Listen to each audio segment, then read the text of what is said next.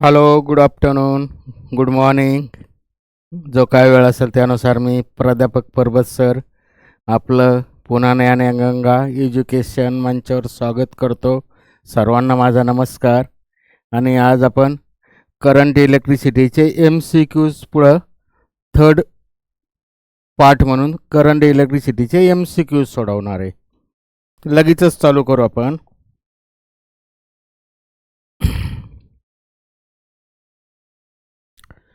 तर current इलेक्ट्रिसिटीचे MCQ सोडवतो आपण. आपल्याला जरा जास्तीत जास्त सोडवायचे, थोडं फास्ट सोडवायचे. केअरफुली वाचायचं, क्वेश्चन केअरफुली वाचायचे. आणि याच्या अगोदर आपण फर्स्ट पार्टमध्ये आणि सेकंड पार्टमध्ये, फर्स्ट पार्टमध्ये 11वीचं सर्व कवर केलेलं आहे. सेकंड पार्टमध्ये आपण 12वीच्या करंट इलेक्ट्रिसिटीच्या संदर्भात सर्व पॉईंट कवर केलेले आहे.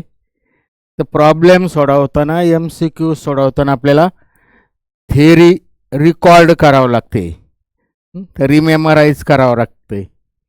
तर थेअरी आपण थोडी रिमेमराईज करायची. त्यावेळेस आपल्याला ते क्वेश्चन सोडवताना थेअरी लक्षात घ्यायची आहे. थेअरीचे आपण फॉर्म्युले फार विशेष असे पाठ नाही करत, त्या इन्स्टंटला रिकॉल करून आपण तेवढं तो फॉर्म्युला काढत असतो. त्यामुळे MCQ सोडवताना एक आपण मेथड लक्षात घ्यायची आणि कमीत कमी कॅल्क्युलेशनमध्ये आपल्याला सोडवण्याचा प्रयत्न करायचा आहे. ठीक आहे, सुरू करतो आपण. क्वेश्चन केअरफुली वाचायचा. इन केल्विन्स मेथड आपण सर्व टाईपचे क्वेश्चन इथं कव्हर करण्याचा प्रयत्न केलेला. क्वालिटीचे क्वेश्चन आहे, काहीतरी सिंपलमधले नाही घेतले, पण सर्व टाईपचे क्वालिटीचे क्वेश्चन आपण कव्हर करण्याचा प्रयत्न करतो. In Kelvin's method of finding the resistance of the galvanometer, resistance of the galvanometer. तर मीटर ब्रिजचे युजेस पाहिले आपण. अननोन रेजिस्टन्स काढणं, law of series combination verify करणं, law of parallel combination of resistance verify करणं आणि गॅलॉनोमीटरचा रेजिस्टन्स काढणं, हे मीटर ब्रिजचे एक्सपेरिमेंटल युजेस पाहिले. पण हे तिघही आणि इव्हन हा चौथा सुद्धा त्याच टाईपने आहे. तर ह्या तिघांमध्ये आपण नल पॉईंट काढतो. चौथ्यामध्ये गॅलॉनोमीटर कोणत्या तरी आर्म गॅपमध्ये जोडला जातो, त्यामुळे तिथं नल पॉईंट येत नाही, तिथं इनिशियल डिफ्लेक्शन बॅलन्स करणारा पॉईंट येतो. त्यामुळे इथं बॅलन्स पॉईंट मेथड वापरतो आपण. यालाच केल्विन्स मेथड म्हणतात. थेअरी क्वेश्चन झाला, हा थेरॉटिकल क्वेश्चन आहे, त्याचा फर्स्ट आन्सर झालं. पुढचं वाचायची ना. Given circuit the current through, दिलेल्या सर्किटमध्ये current through 2 ohm resistor is.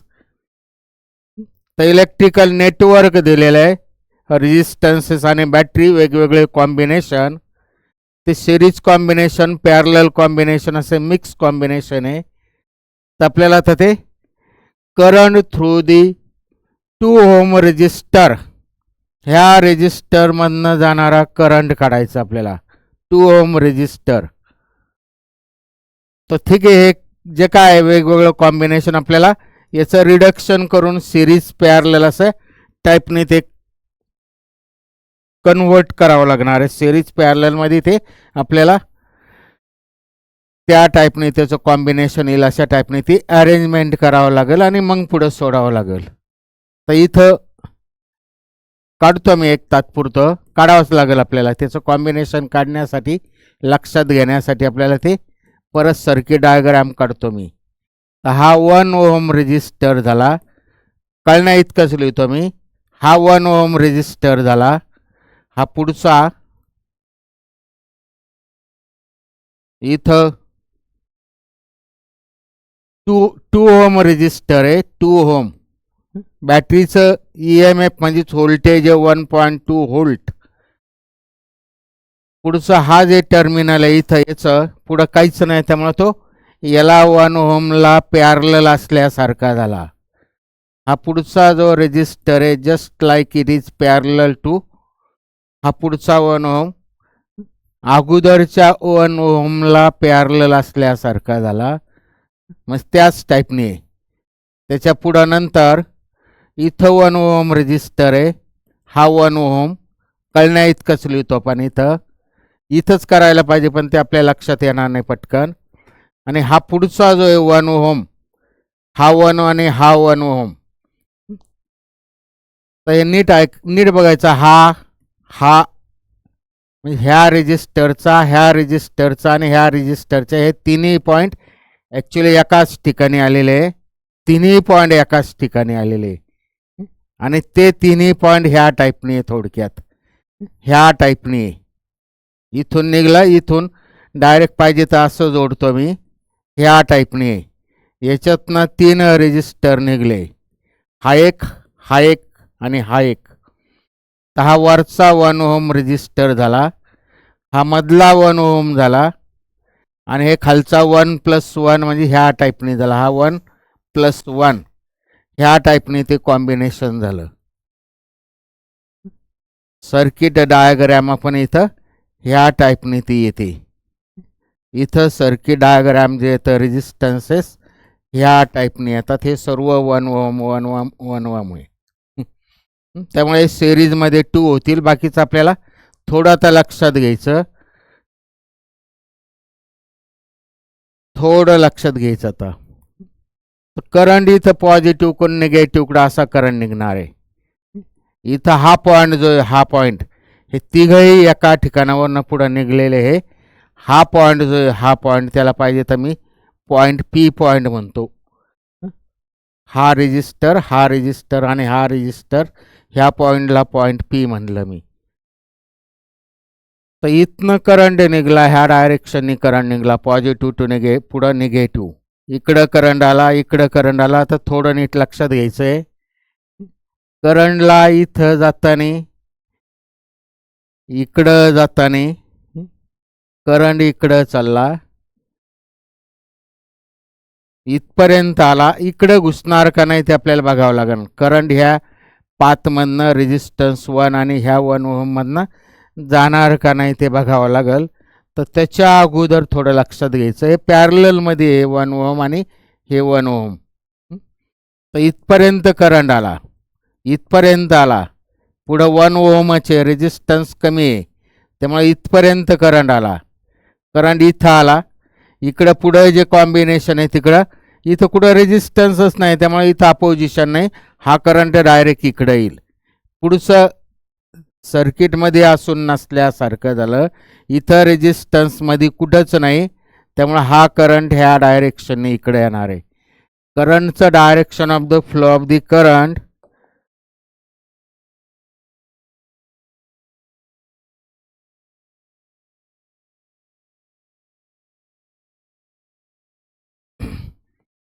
करंटचं हे डायरेक्शन झालं. इथं डायरेक्शन महत्त्वाचं आहे.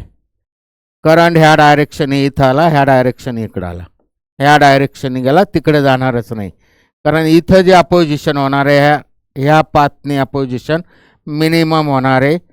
त्यामुळं करंट ह्या पाथने फ्लो होणार आहे. बॅटरीचं EMF माहिती आहे आपल्याला, करंट माहिती आहे. म्हणजे करंट जो काय आहे तो करंट कसा जातो ते माहिती आहे आपल्याला. 2 ओहम रेजिस्टन्स, त्याच्यातून जाणारा करंट, म्हणजेच हा करंट जो आहे तो टोटल करंट 2 ओहममधून जाणार आहे. V = IR नुसार, V = IR नुसार total current through this circuit. इथं R जो आला तो किती आला, हा अधिक हा म्हणजे 4 ओहम आला. R जो आहे तो 4 ओहम आला. हा 1 ohm plus 1 ohm plus 2 ohm. त्यामुळे इथं R जो आहे हा तिन्ही सिरीजमध्ये झाला. 1 + 1 + 1 1 + 1 + 2 म्हणजे हा 4 ओहम करंट झाला सर्किटमधला. R इक्विवॅलंट म्हणा पाहिजे तर याला, R इक्विवॅलंट 4 ओहम झाला. आणि त्यामुळे इथं I = V/R इक्विवॅलंट, आणि V दिलेला आहे आपल्याला 1.2 व्होल्ट, 1.2 व्होल्ट डिवायडेड बाय 4 म्हणजे याला 0.3 ampere. Current through this circuit जो आहे तो 0.3 एम्पियर आला. करंट थ्रू द सर्किट 4×12 म्हणजे 0.3 अँपियर आला. त्यामुळे ह्या 2 ओहममधून जाणारा करंट किंवा ह्या 1 ओहम किंवा हा 1 ओहम याच्यातनं जो करंट चालला तोच ह्या 1 ओहममधनं चालला आणि तोच 2 ओहममधनं चालला. त्यामुळं current through 2 ohm resistance is 0.3 ampere. हे त्याचं उत्तर झालं. ठीक आहे, नेक्स्ट क्वेश्चन. पुढचा question. ABC are the voltmeters. ABC are voltmeters of resistance R, 1.5R and 3R respectively as shown in the figure. हे व्होल्टमीटर आहे. इथं ABC व्होल्टमीटर आहे. त्यांचे रेजिस्टन्स दिलेले आहे. याचा रेजिस्टन्स R आहे, याचा 1.5 आहे, याचा 3 आहे. क्वेश्चन नीट वाचायचा. When some potential difference is applied between X and Y. X आणि Y ह्या टर्मिनलमध्ये काहीतरी पोटेन्शियल डिफरन्स अप्लाय केलं. X आणि Y याच्यामध्ये काहीतरी पोटेन्शियल डिफरन्स अप्लाय केलं.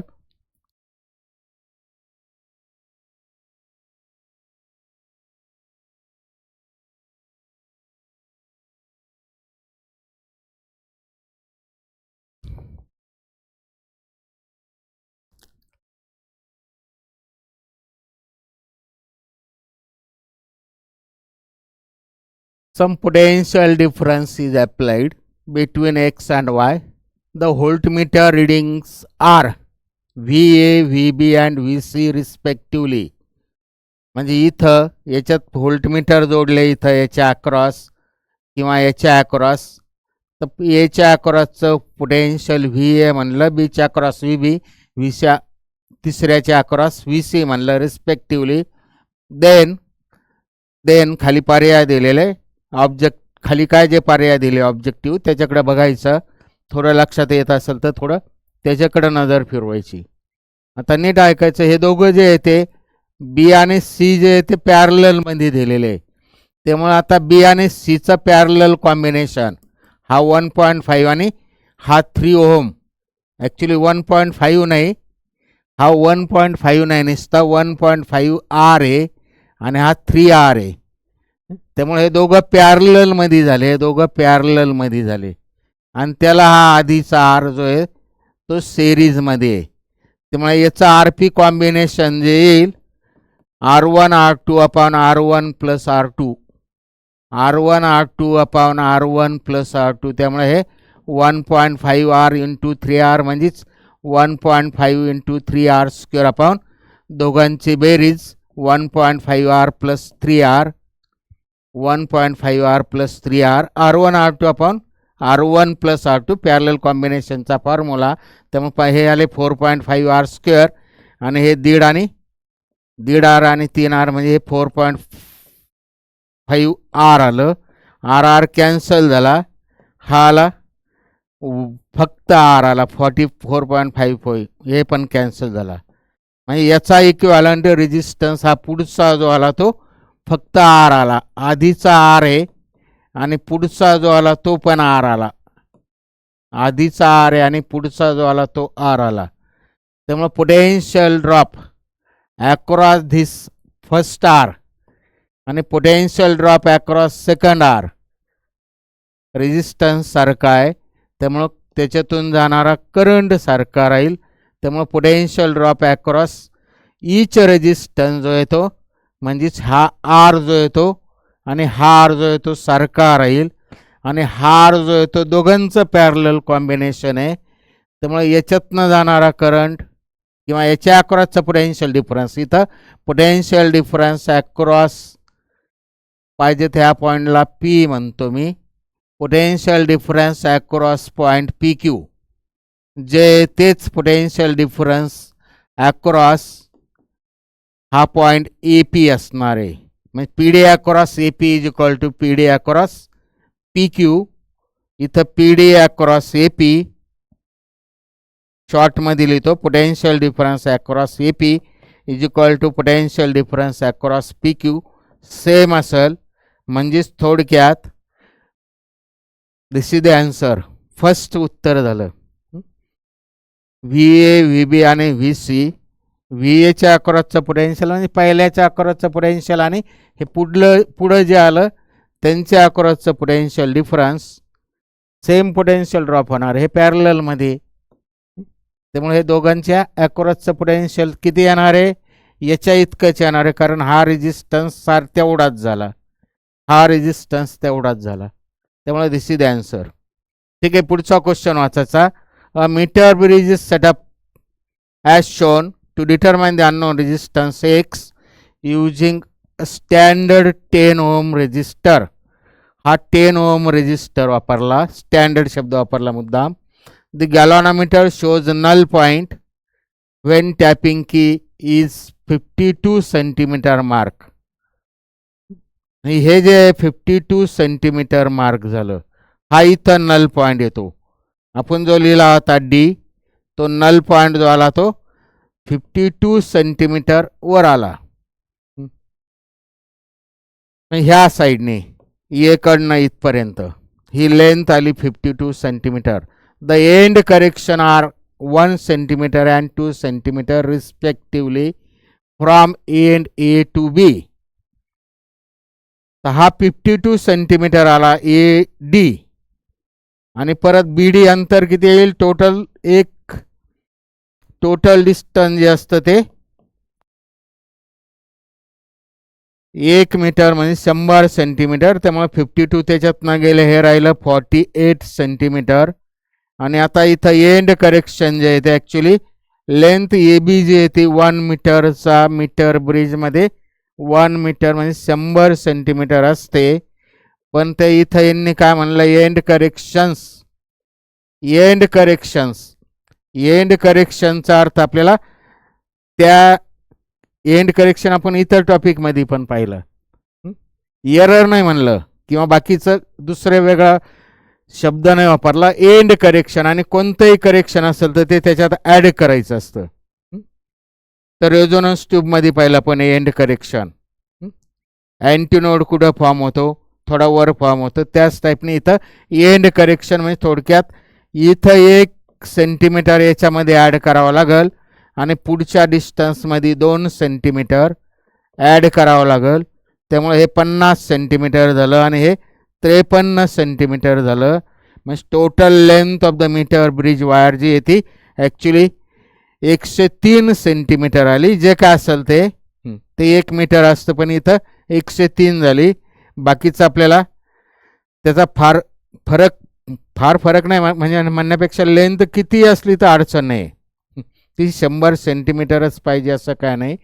मीटर ब्रिज ती 100 घेतात म्हणून तर त्याला मीटर ब्रिज म्हणलं, पण ती थोडी कमी जादा केल्याने फरक नाही पडणार, बेसिक तेच राहणार आहे. हा रेजिस्टन्स आणि हा वरच्या आमचा रेजिस्टन्सचा रेशो R1 R2 डायरेक्ट लिहितो मी आता. R1 R2 is equal to, formula apply करतो direct, R1/R2 is equal to LX/LR म्हणजे 52/53, 52 नाही 53 डिवायडेड बाय 50. हे आलं अननोन रेजिस्टन्स. किती आला, हा 10 तिकडं गेला, 53/50, 53/50. ठीक आहे, मी डायरेक्ट डिव्हिजनच करतो, ॲक्युरेट आन्सर काढतो, कारण इथं जे काय पर्याय दिलेले ते नियरली इक्वल दिलेले, त्यामुळे फार रफमध्ये घेऊन नाही चालणार.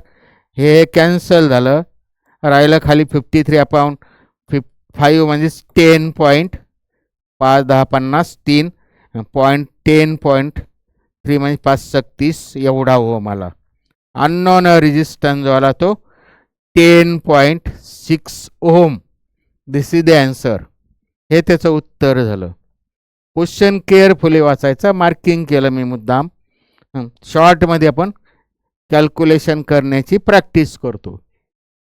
फिजिक्सचे MCQ सोडवतो म्हणजे क्वेश्चन केअरफुली वाचून आपण थेरी रिकॉल करत असतो आणि त्यानुसार फॉर्म्युला तयार करून सिम्प्लिफाय करतो. कॅल्क्युलेशन सिम्प्लिफाय करण्याच्या, थेरी अप्लाय करण्याच्या वेगवेगळ्या मेथड्स असतात. आपण आपली मेथड डेव्हलप करतो. ठीक आहे, पुढचा क्वेश्चन.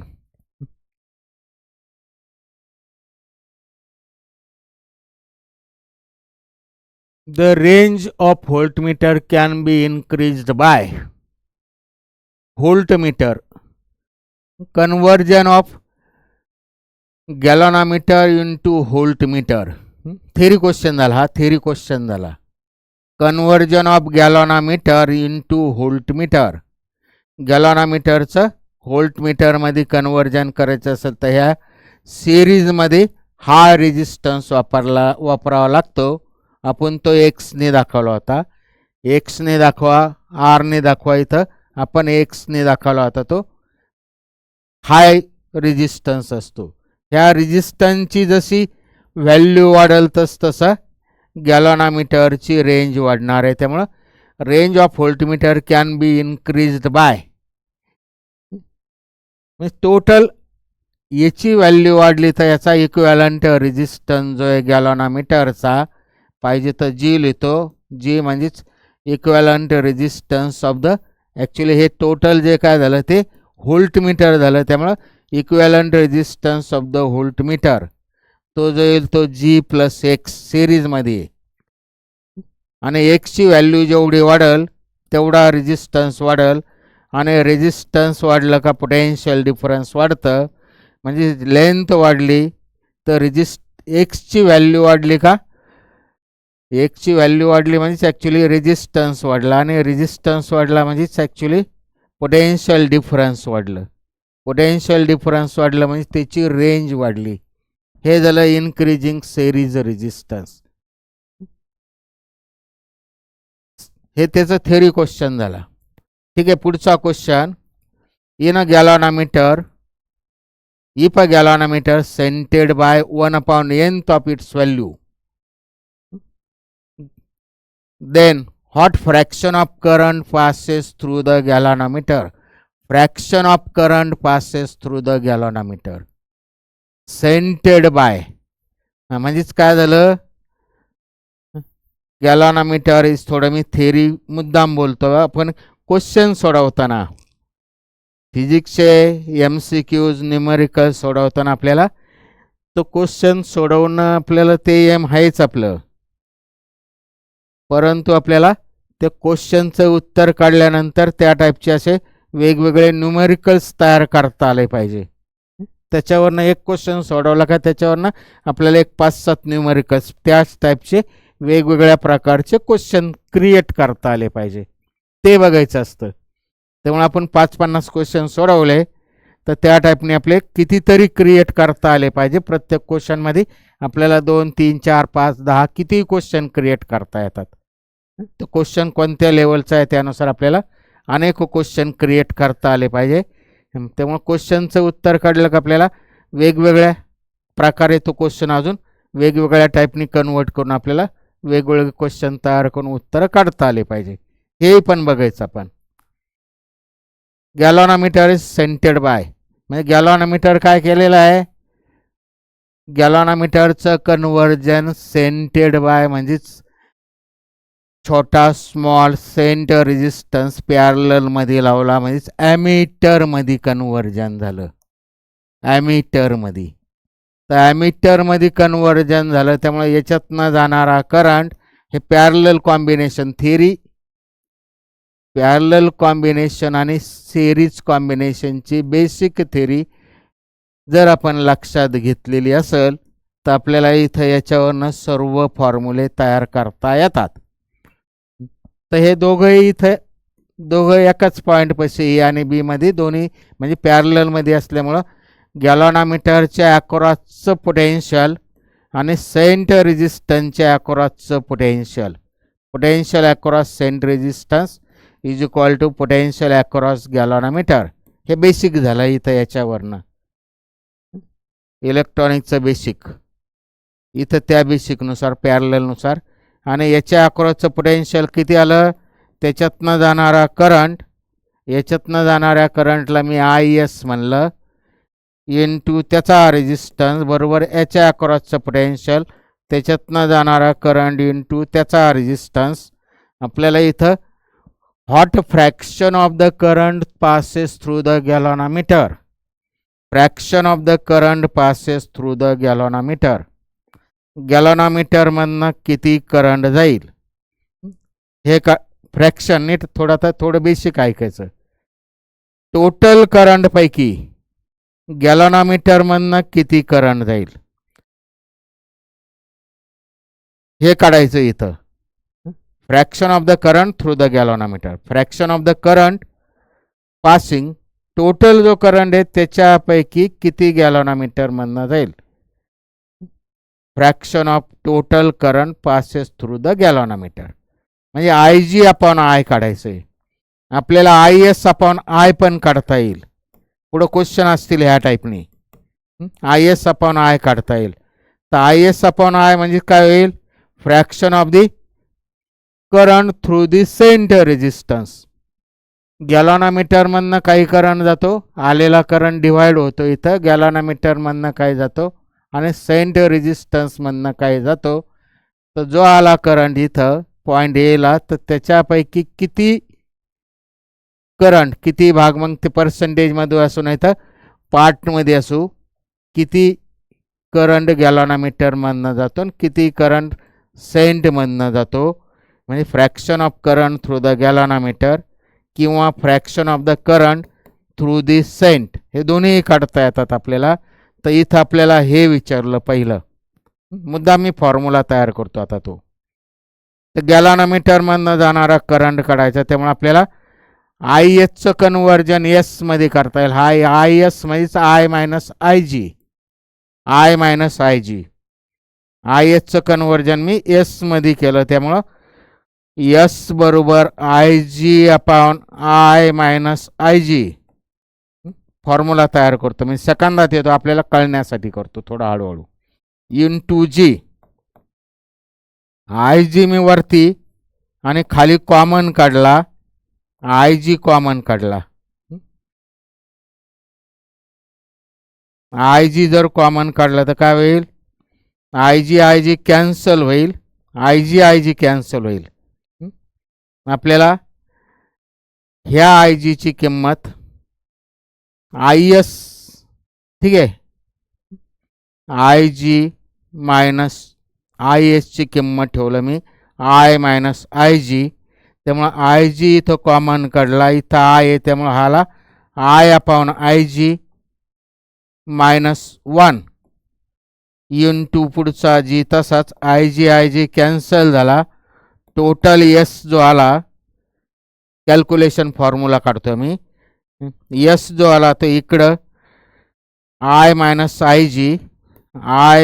आय जी वरती घेतलं is equal to G upon I minus I G -1 पण घेतो, आपल्यासाठी पाहिजे तर स्टेप लिहितो. हे इकडं आलं आणि हे इकडं म्हणजे असं झालं जी अपॉन एस. आणि मग हा -1 इकडं आला +1 झाला. सिम्प्लिफिकेशनच्या स्टेप्स लिहितो मी. आणि मग हे आय जी अपॉन आय याचा रेसिप्रोकल घेतला इकडे, याचा लसावी काय एलसीएम काढला, ते सरळ केलं मी, ते S upon G plus S आलं. हे आलं actually fraction of total current through the galvanometer. I G upon I G आलं, तिथं फॉर्म्युला काढला मी, I G upon I G आलं it is equal to S upon S plus G. Same फॉर्मॅटनी ह्याच बेसिकनुसार मी इथं आय एसची किंमत आय जी टाकली. आता इथं आय जीची किंमत मला आय जीची किंमत आय मायनस आय एस टाकली, तर आपल्याला हे आय एस अपॉन आय काढता येईल. आय एस अपॉन आय पुढं फॉर्म्युला लागणार आहे म्हणून इथंच बोलतो मी. तर किती येतो, इथं जसं आय जी अपॉन आय हे एस प्लस जी तसंच राहणार आहे. इथं आय जीच्या करस्पॉन्डिंग इथं एस आला, तसं आय एसच्या करस्पॉन्डिंग इथं जी येईल. हा फॉर्म्युला येणार आहे. तो त्याच टाईपने पुढं कन्व्हर्जन केलं तर आपल्याला पुढं लागणार आहे, त्यामुळे लक्षात घ्यायचं. हे आय जी अपॉन आय जर असेल तर तो फॉर्म्युला काय येतो, थोडी स्टिक्स लक्षात ठेवण्यासाठी बोललो मी, ते जी प्लस एस असणारच आहे खाली. इथं आय जी असेल तर इथं एस येईल, इथं आय एस असेल तर इथं जी येईल, मग आय एस असेल तर इथं जी येईल. त्यामुळे आय जी का आय एस. जर असेल आय एस अपॉन आय तर इथं एसच्या ठिकाणी जी येईल, बाकीचं आहे तसंच. आत्ता आपल्याला इथं fraction of total current through the galvanometer हे विचारलं. काय दिलेलं आहे, shunted by 1/nth of its value. म्हणजे इथं हे दिलेलं आहे गॅलॉनोमीटरचा जो काय गॅलॉनोमीटर इज सेंटेड बाय, म्हणजे एसची किंमत जी दिलेली आहे S is 1/nth times that of the गॅलॉनोमीटरचा रेजिस्टन्स हे दिलेलं आहे. It is given S is equal to 1/n times that of the resistance of the galvanometer. It is given. त्यामुळे याची किंमत ठेवली मी, एसची किंमत G divided by N upon G, आणि परत एसची किंमत plus G divided by N, त्यामुळे सिम्प्लिफाय केलं. एन एन कॅन्सल होणार आहे, हे खालचे जी कॉमन निघून बाहेर निघला, हे आलं खरं. वरचा 1 जी कॉमन निघला बाहेर निघला. स्टेप लिहितो पाहिजे तर मी, G divided by N divided by G N plus G divided by N, ही स्टेप आपल्यासाठी लिहिली. इथनं जी बाहेर निघाला हा एकमेकाला कॅन्सल झाला. वरती शिल्लक राहिलं 1 upon N plus 1, 1/n plus 1. याला I G upon I, 1/n plus 1. This is the answer. थोडा वेळ घालवला आपण मुद्दाम त्याला. पुढे हे फॉर्म्युले लागणार आहे म्हणून आपण ते लक्षात घेतले. हे बेसिक कळत असेल का हे, आणि कॅल्क्युलेशनचा थोडा भाग आपल्याला व्यवस्थित पटापट स्टेप्स येत असतील. कॅल्क्युलेशनची प्रॅक्टिस लागते आपल्याला. साध्या स्टेप जर येत नसतील तर मग ते अडचणी येतात. ते बेसिक कळत असेल पॅरललचं, ह्या बेसिकनुसार आपल्याला सेकंदात फॉर्म्युला काढता येतो. किंवा आत्ता मी दोन्ही टाईपचे फॉर्म्युले कसे येतात, कसे लक्षात ठेवायचे त्याची ट्रिक्स सांगितली मी. ठीक आहे, पुढचा क्वेश्चन बघायचा. A potentiometer wire is 100 centimetre long and a constant potential difference is maintained across it. Two cells are connected in series, first to support one another and then oppose. First to support one another म्हणजेच काय, and then oppose. The balance point are obtained at 50 centimeter and 10 centimeter from the positive end of the wire. In two cases the ratio of the EMFs of. इथं काय दिलेलं आहे, E1/E2 हा ratio काढायचा आहे. कोणता, मीटर ब्रिजचा E1/E2 जो काय यूज आहे त्या बेसिकनुसार आपण फॉर्म्युले काढलेले. Two cells are connected in series, first support and then oppose. म्हणजे सम अँड डिफरन्स मेथडनी सपोर्ट्स अँड अपोज हे शब्द लक्षात येत असेल तर सम अँड डिफरन्स मेथडचा फॉर्म्युला काढलेला आपण L1 plus L2 upon divided by L1 minus L2. त्यामुळे याचं उत्तर इथं लगेच संपतं. इट इज इक्वल टू किती, L1 प्लस L2 म्हणजे 50 अधिक 10 60 झालं, आणि डिवायडेड बाय 50 मायनस 10 म्हणजे 40 झालं. त्यामुळे याला 2/3 60 भागिले 40, 60 डिवायडेड बाय 40 म्हणजे 3/2 झालं. 3/2 म्हणजे हा आला ratio. This is the answer. Formula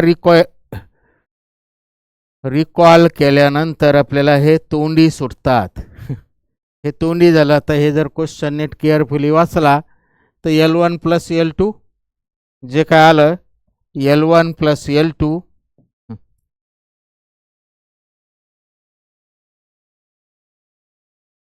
50 अधिक 10 60 भागिले 50 वजा 10 40, 60 divided by 40, it is 3/2.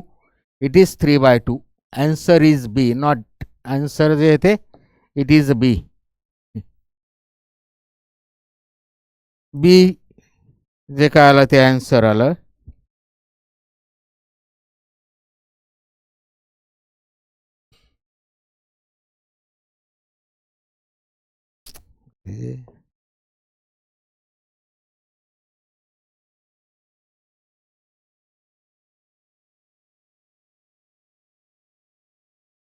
Answer is B.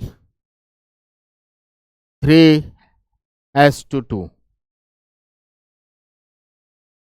In a potentiometer experiment, पुढचा क्वेश्चन वाचायचा. Balance point, potentiometer balance point with a cell is at a length 240 centimeter. On setting the cell with a resistor of 2 ohm, the balance length becomes 120 centimeter. The internal resistance of the cell is, internal resistance of the cell विचारला था. Balance point with a cell is at of length 24 centimeter, and on setting the cell with a resistor of 2 ohm, the balancing length becomes 120. आधीची balancing length जी आहे ती 240 आहे, नंतरची 120. Internal रेजिस्टन्सचा formula काढलेला आपण question वाचलं तर ते थेअरीनुसार बेसिक लक्षात घेतलं तर हे L1 - L2 अपॉन L2, त्यामुळे ते जे आलं ते 2 इंटू कॅल्क्युलेशन आता खरे डायरेक्ट मेमराईज म्हणजे तोंडी करायची आहे without using pen. 2 into L2 - L1, L1 - L2, 240 वजा 120 डिवायडेड बाय 120. त्यामुळे ते राहिले, ते जे काय राहिले 240 - 120, 120 आणि 120, 240 भागिले डिवायडेड बाय L2 म्हणजे 240, म्हणजे झालं L1 - L2 अपॉन L2. त्यामुळे हे आलं 120 divided by 240 L1 - L2 upon L2. L2 जे आहे ते किती इथं नंतरची लेंथ म्हणजे 120च आहे, त्यामुळे 120 एकमेकाला कॅन्सल झालं, तसाच. त्यामुळे याचं उत्तर आलं 2 ohm. Internal resistance of the cell is 2 ohm. This is the answer. पटापट पुढं सरकायचं आपल्याला.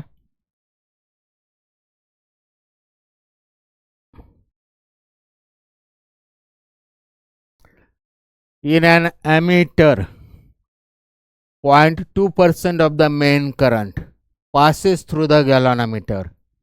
If the resistance of the galvanometer is G, resistance of the ammeter will be, resistance of the galvanometer G दिलेला आहे. ॲमीटरचा resistance विचारला.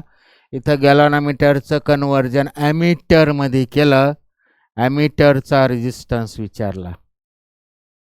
ॲमीटरचा resistance किती असतो, हे galvanometer हा सेंट रेजिस्टन्स हे पॅरललमध्ये असल्यामुळं याचा ॲमीटरचा रेजिस्टन्स जो येतो, resistance of the ammeter equivalent resistance of the ammeter म्हणा किंवा आर ॲमीटर लिहितो मी.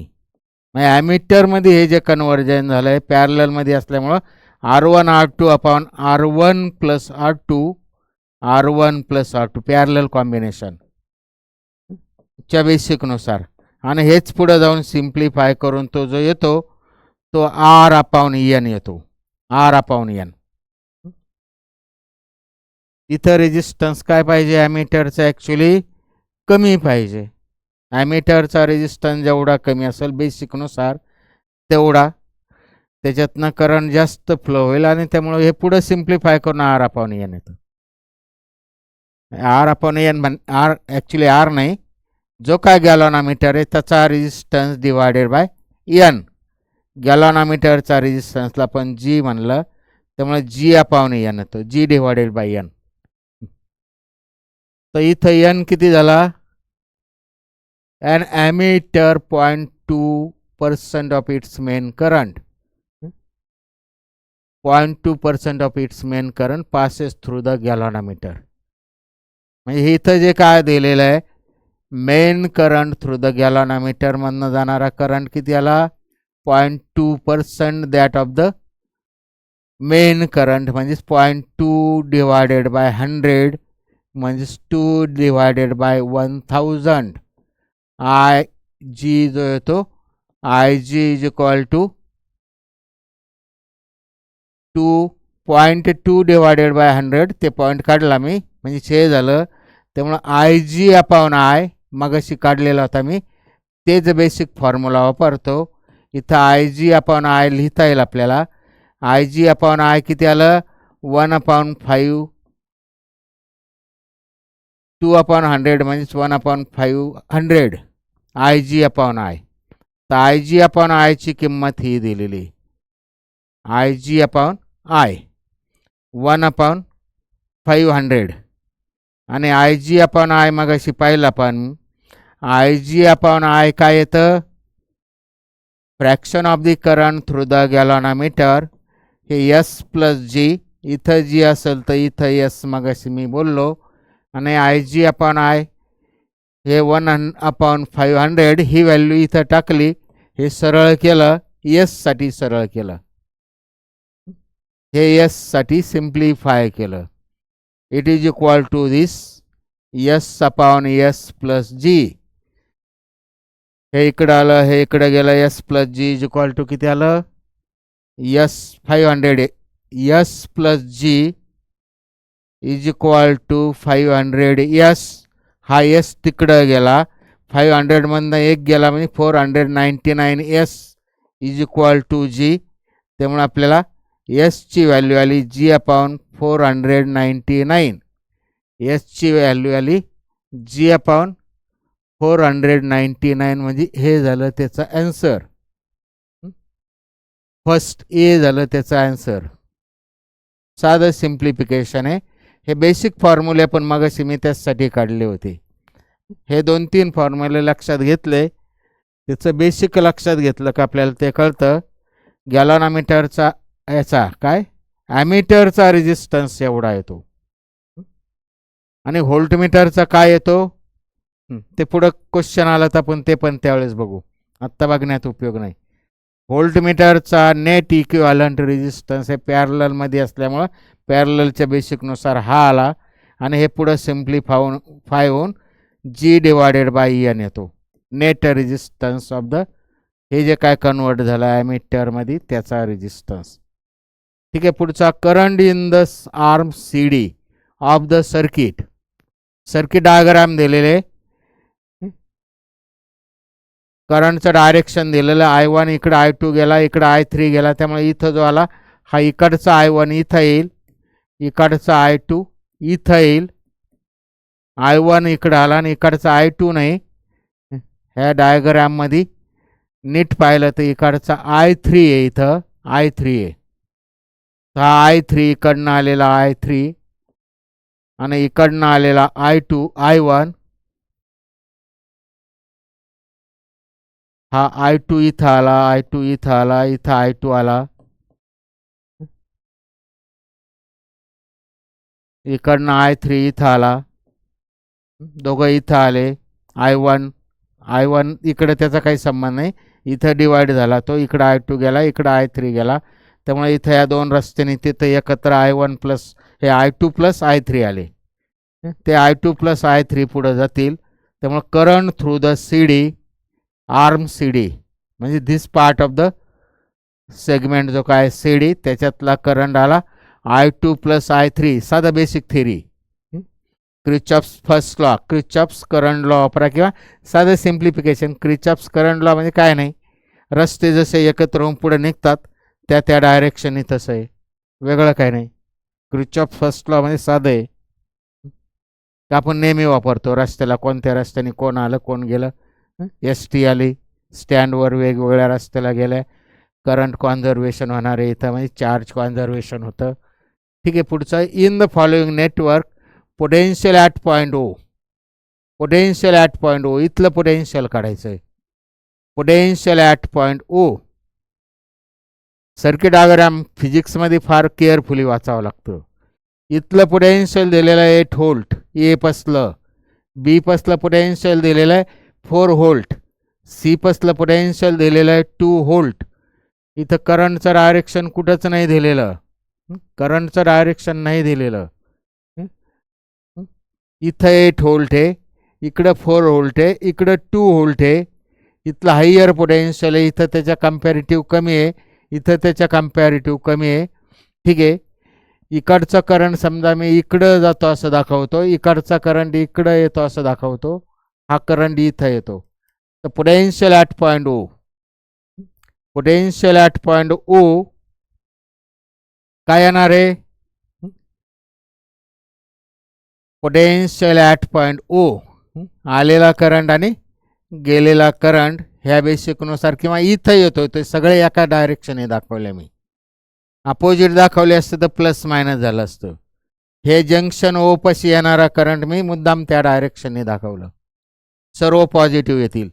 त्यामुळे करंट हा I1 आला, हा I2 आला, हा I3 आला.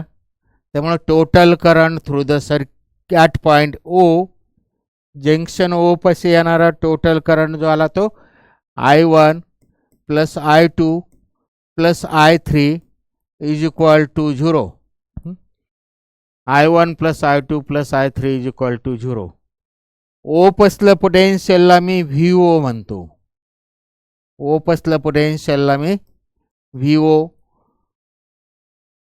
Late VO be the potential at point O, त्याला VO म्हणलं. त्यामुळे हे करंटचं कन्व्हर्जन मी पोटेन्शियलमध्ये V is equal to IR म्हणजेच I इज इक्वल टू काय येणार आहे? Current divided by resistance. Yes, V is equal to IR.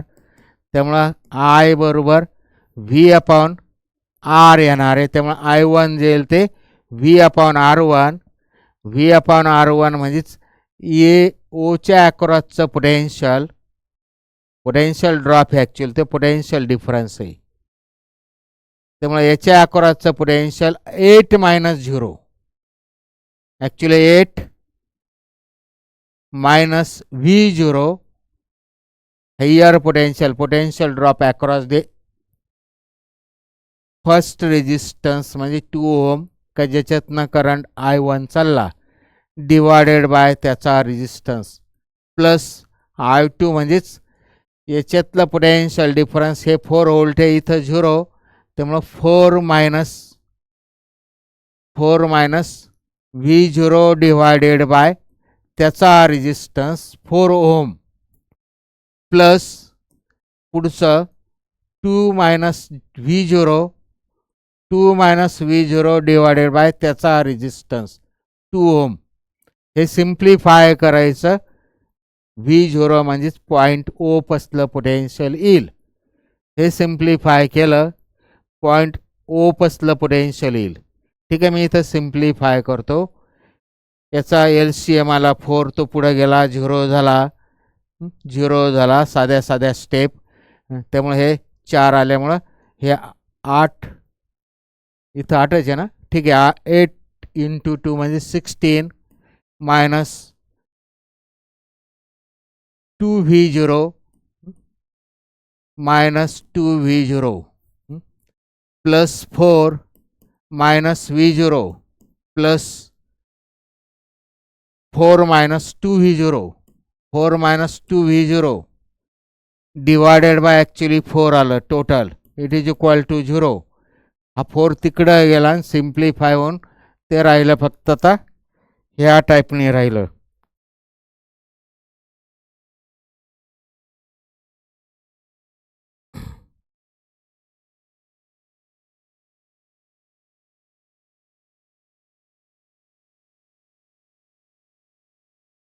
हे सर्व सिम्प्लिफाय केलं ते 16 प्लस 4 प्लस 4 हे 24 आलं.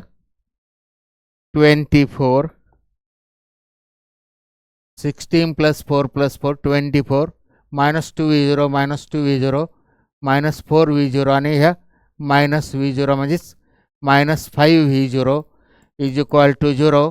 त्यामुळे 5V0 इज इक्वल टू 24. त्यामुळे V0 आलं 24 डिवायडेड बाय 5 म्हणजे लेस दॅन 5 म्हणजेच किती आलं 24 डिवायडेड बाय 5 म्हणजेच 5 चौक 20 लेस दॅन 5 म्हणजे हे आलं V0 it is equal to 4.8 volt. This is the answer. Last answer झालं. थोडं केअरफुली करायचं. In the circuit given below the effective resistance between point A and B. A आणि बी मधला effective resistance काय झालंय, हे ह्या टाईपने झालं, विस्टोन्स ब्रिज सारखं झालं. हा पॉइंट ए झाला, हा पॉइंट बी झाला, विस्टोन्स ब्रिज सारखं झालं. हे मुद्दाम काढतो मी आपल्यासाठी. हा पॉइंट बी, हा पॉइंट ए,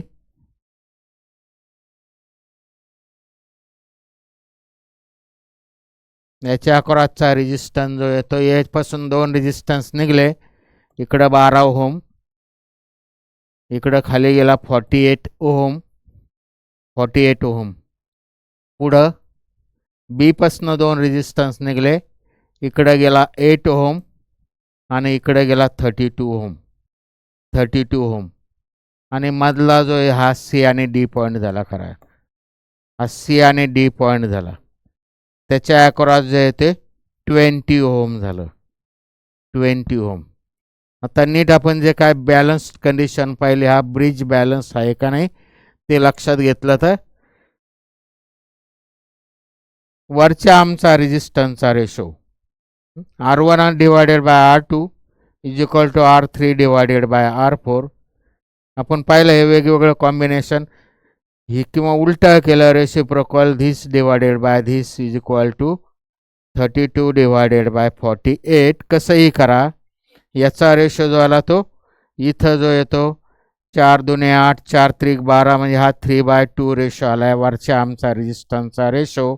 आणि हे किती आलं 16 दुने 32, 16 त्रिक 48 म्हणजे खालच्या आमचा रेजिस्टन्सचा रेशो परत 3/2 आला. आपल्यासाठी लिहितो मी, इट इज इक्वल टू वरच्या आमचा रेजिस्टन्सचा ratio it is equal to 48/32 आणि दॅट इज इक्वल टू 3/2. 4 दुने 8, 4 त्रिक 12, 16 दुने 32, 16 त्रिक 48. 3/2 आला म्हणजे it is a balanced bridge. Balanced bridge आहे, बॅलन्स्ड कंडिशन व्हॅलिड करणार आहे. त्यामुळे हा रेजिस्टन्स असून नसल्यासारखा झाला, मध्ये काही जोडलं असून नसल्यासारखा झाला. It is a balanced bridge. त्यामुळे याचा इफेक्टिव्ह रेजिस्टन्स किती होईल, याचा इफेक्टिव्ह रेजिस्टन्स आता मला ते नेटवर्क पुढं सिम्प्लिफाय करावं लागेल. आणि त्यामुळे याचा इफेक्टिव्ह रेजिस्टन्स जो येईल इथं काढतो मी, ते नेटवर्क मी पुढं मगाशी बोललो त्या टाईपने हा आला. वरचा आम जो येतो हे नसल्यासारखं झालं म्हणजे 12 आणि 8 हे काय झाले सिरीजमध्ये झाले, 12 आणि 8 सिरीजमध्ये झाले. आणि हे खालचे परत 48 आणि 32 जे ते सिरीजमध्येच झाले, 48 आणि 32. आणि मग हे दोघं सिरीजमध्ये आणि हे वरचे दोघं हे पॅरललमध्ये झाले. हा पॉईंट आला ॲक्च्युली हे ए आणि हा पॉईंट बी, ए आणि बी पॉईंट. त्यामुळे हे 12 आणि 8 सिरीज म्हणजे R1 R2. त्यामुळे याचं पॅरलल कॉम्बिनेशन सिरीज कॉम्बिनेशन झालं 12 आणि 8 20 आणि 48 आणि 32 याचं पॅरलल याचं कॉम्बिनेशन झालं ॲक्च्युली 12 आणि 8 20. हा वरचा झाला 20 ओहम आणि खालचा आला परत 48 म्हणजे 80 ओहम. हे दोघं असे 20 ओहम. हे वरचा झाला आणि खालचा परत दोघांचं सिरीजमध्ये म्हणजे बेरीज हे 48 अधिक 32 म्हणजेच 15 30 म्हणजे टोटल झालं 80 ओहम. 12 आणि 8 20 हे आले पॉईंट ए आणि बी. सिम्प्लिफाय करतो मी, रिड्यूस सर्किट कन्वर्ट करतो पॅरलल सिरीजचं बेसिकनुसार. आणि मग याचा काय विचारलं आपल्याला effective resistance between A and B. त्यामुळे इथं आर इफेक्टिव्ह किती येईल, आर इफेक्टिव्ह किती येईल, आता हे पॅरलल झाले R1 R2. त्यामुळे मी फॉर्म्युला अप्लाय करतो डायरेक्टली, तो R1 into R2 divided by R1 plus R2. त्यामुळे याले 8 दुनी 16, 16वर 2 शून्य डिवायडेड बाय 100, 100 मधले 2 शून्य गेले. This is the 60 ohm. This is the answer. याचं आन्सर आलं 60 ओम. आन्सर आलं याचं 60 ओम, म्हणजे B is the correct answer. ठीक आहे, पुढचा क्वेश्चन.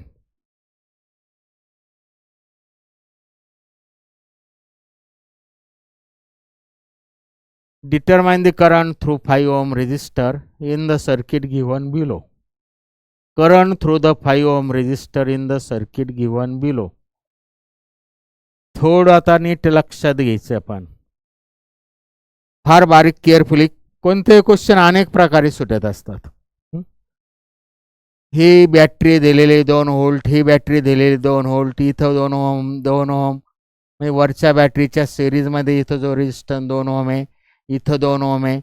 त्यामुळे याच्यातनं जो काय करंट येणार आहे पहिल्या बॅटरीकडून आणि दुसऱ्या बॅटरीकडनं, त्याच्या लूपमध्ये रेजिस्टन्सेस सारखे, बॅटरीचे EMF सारखे. वरचीला काय पहिली बॅटरी म्हणलं, दुसरीला दुसरी म्हणलं. पहिलीचा EMF E1 जे 2 व्होल्ट, E2 जो आहे तो 2 व्होल्टच आहे, E1 जो आहे तो 2 व्होल्ट आहे. E1 is equal to E2 is equal to 2 volt. Resistance सारखे, त्यामुळं त्याच्यातनं येणारा करंट, दोघातून येणारा करंट इथं सारखा राहील. हा I1 करंट आणि I2 करंट जो आहे तो इथं दोघातून येणारा करंट सारखा राहील. आणि त्यामुळे ह्या सर्किटमधला जो काय करंट येणार आहे टोटल करंट, हा I1 आणि I2 सारखा झाला इथं. त्याला मी I म्हणतो. वेगवेगळ्या पद्धतीने सोडवता येईल आपल्याला. क्रिचॉफ्स व्होल्टेज लॉ अप्लाय करून आपल्याला 2 लूपला अप्लाय करता येईल. I1 ची व्हॅल्यू काढता येईल, I2 ची व्हॅल्यू काढता येईल, मग करंट थ्रू द रेजिस्टन्स 5 ओम काढता येईल. असं अनेक प्रकारे सोडवता येईल. मी साध्या कमीत कमी स्टेपमध्ये आत्ता जे बोललो इथं जे दिसतं त्याच्यानुसार I1 आणि I2 सारखे झाले, आणि I1 आणि I2 सारखे झाले म्हणजे इथं याच्यात आलेला हा करंट I झाला, नुसता I नाही झाला. I1 आणि I2 सारखी असल्यामुळं हा I1 हा I अधिक हा I म्हणजे ट्वाईस I झाला. इथं दोघांची बेरीज झाली पाहिजे तर स्टेप लिहितो मी. I प्लस I म्हणजे हा किती आला, ट्वाईस I आला. सर्किटमधनं करंट ट्वाईस I चालला. 5 ओम रेजिस्टन्समधनं करंट ट्वाईस I चालला. आता मी कोणत्या तरी एक लूपला, ह्या लूपला नाव देतो मी ABCD. ABCD E जे काय नाव दिले ABCDEA, ही लूप मी ट्रेस करतो. क्रिचॉफ्स व्होल्टेज लॉ अप्लाय करून राहिलो मी. क्रिचॉफ्स व्होल्टेज लॉ 3 लूपला नाही, आता मला एकाच लूपला अप्लाय करता येऊ शकतो. एकच इक्वेशन येणार आहे कारण मी एकच व्हेरिएबल घेतला आहे, एकच व्हेरिएबल घेतलं मी. त्यामुळे क्रिचॉफ्स व्होल्टेज लॉ काय आहे, sum of all EMF is equal to, जसं स्टेपमध्ये तसाच लिहितो मी, प्लस हे इट इज इक्वल टू 0. त्यामुळे ह्या सर्किटमधला EMF म्हणजे मी याची किंमत नंतर ठेवतो, आधी हे काढतो. याच्यातला करंट इंटू त्याचा रेजिस्टन्स, म्हणजेच काय आलं, करंटच्या उलट्या डायरेक्शनने चाललो. इथं पोटेन्शियल हाय पोटेन्शियल आहे, हायकडून लोकडं चाललो. हायकडून लोकडं जात असेल, आपण पाहिलं आपले मार्क वाढत असतील, मार्क वाढत असेल 50चे 70 झाले, लोकडून हायकडं म्हणजे वाढत चाललं तर आपण म्हणतो वाढ झाली, म्हणजे पॉझिटिव्ह झालं, पॉझिटिव्ह. इथं उलटं होतं, हायकडून लोकडं, कारण याच्या अक्रॉस काहीतरी रेजिस्टन्सच्या अक्रॉस पोटेन्शियल ड्रॉप होणार आहे. त्यामुळे आपण हायर पोटेन्शियलकडून लोअर पोटेन्शियलकडे चाललो, चढाकडून उताराकडे चाललो, प्रोग्रेसकडून अधोगतीकडे चाललो. त्यामुळे हे जे येणार आहे ते निगेटिव्ह येणार आहे. आपण हे डायरेक्शन कसं घ्यायचे व्होल्टेज लॉ वापरताना म्हणजे बेसिक पाहिलेलं आहे. तर इथं मायनस हे झालं, त्याच्यातला करंट ट्वाईस आय इंटू त्याचा रेजिस्टन्स. इथपर्यंत आलो, इथं करंट ट्वाईस आय आला, इकडं आय गेला आणि परत पुढं जाताना आय जाणार आहे इकडं, कारण याचा करंट I1 आणि याचा I2 बरोबर सारखे आणि त्याला आय म्हणलं मी. त्यामुळे याला मायनस, परत अपोजिट डायरेक्शनने चाललो आपण. करंट इकडं चालला, आपण त्या डायरेक्शनने चाललो, म्हणजे अधोगतीकडे चाललो, कारण याच्या अक्रॉस पोटेन्शियल डिफरन्स काहीतरी जाणार आहे, म्हणजे उताराला चालतोय. आपण इथे कितीतरी प्रकारे उदाहरणा थ्रू आपण सांगितलेलं आहे कसं पॉझिटिव्ह कधी निगेटिव्ह येतं ते. त्यामुळे इथपर्यंत आलो, इकडे परत जो करंट इकडचा आहे तो आयच घुसणार आहे इथं. त्यामुळे तो आला, त्याच्यातला करंट इंटू त्याचा resistance, it is equal to 0. आणि आता इथं आलो, लोअर पोटेन्शियलकडून हायर पोटेन्शियलकडे चाललो. हे मुद्दा मी ठेवलं होतं, लोअर पोटेन्शियलकडून हायरकडे चाललं म्हणजेच वाढ होत चालली. त्यामुळे हा +2 येईल. EMF ऑफ द सेल जो आहे तो पॉझिटिव्ह येईल. EMF ऑफ द सेल जो आहे तो पॉझिटिव्ह येणार आहे. त्यामुळे हे सम ऑफ द EMF आलं 2 व्होल्ट, हे आलं 2 व्होल्ट, हे आलं टोटल इज इक्वल टू 0. त्यामुळं 2 मायनस 5 इंटू 2 म्हणजे 10I minus 2I it is equal to 0. त्यामुळे -12 तिकडं गेले, +12 झाले, +12I इज इक्वल टू 2. त्यामुळे I जो आला तो I इज इक्वल टू 2/12 म्हणजेच 1/16 झालं, हे 1/6 झालं, 6 × 12 1/6 एम्पियर. हा करंट जो आला तो I आला, I आला म्हणजेच ह्या 2 ओम मधनं जाणारा करंट I 1/6 झाला.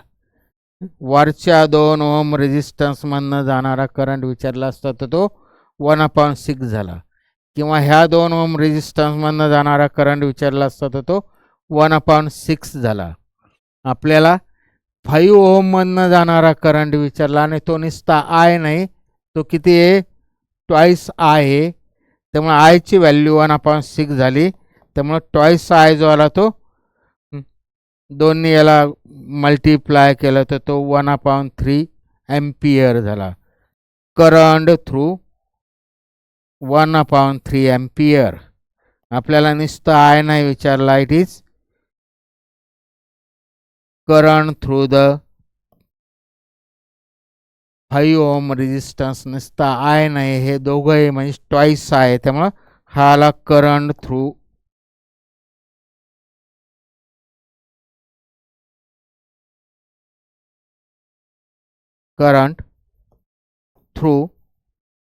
रेजिस्टन्स 5 ओम 1/6च्या निम्मा, म्हणजे तो किती आला, याला मल्टी नुसता I 1/6 आला. आपल्याला इथं I म्हणजे त्याच्यातला करंट नाही, याच्यातला करंट याच्यातून जाणार आहे, ते ट्वाईस आहे. त्यामुळं त्याला 2ने मल्टिप्लाय केलं, इकडं 2ने केलं तर तो 1/3 होईल. 1/3 is the answer, last answer झालं 1/3 ओम. ठीक आहे, पुढचा क्वेश्चन. सर्किट डायग्राम नीट बघायचा आहे. फिजिक्सचे प्रॉब्लेम जे असे असतात का थोडं ट्रिक्स वापरून, लॉजिकली, कॉमन सेन्सने, बारीक बेसिक गोष्टी कळत असेल तर पटकन सुटतील. फार मोठे कॅल्क्युलेशन करून तर ते सुटणारच आहे, पण फार कमीत कमी कॅल्क्युलेशनमध्ये सुटतील असे असतात.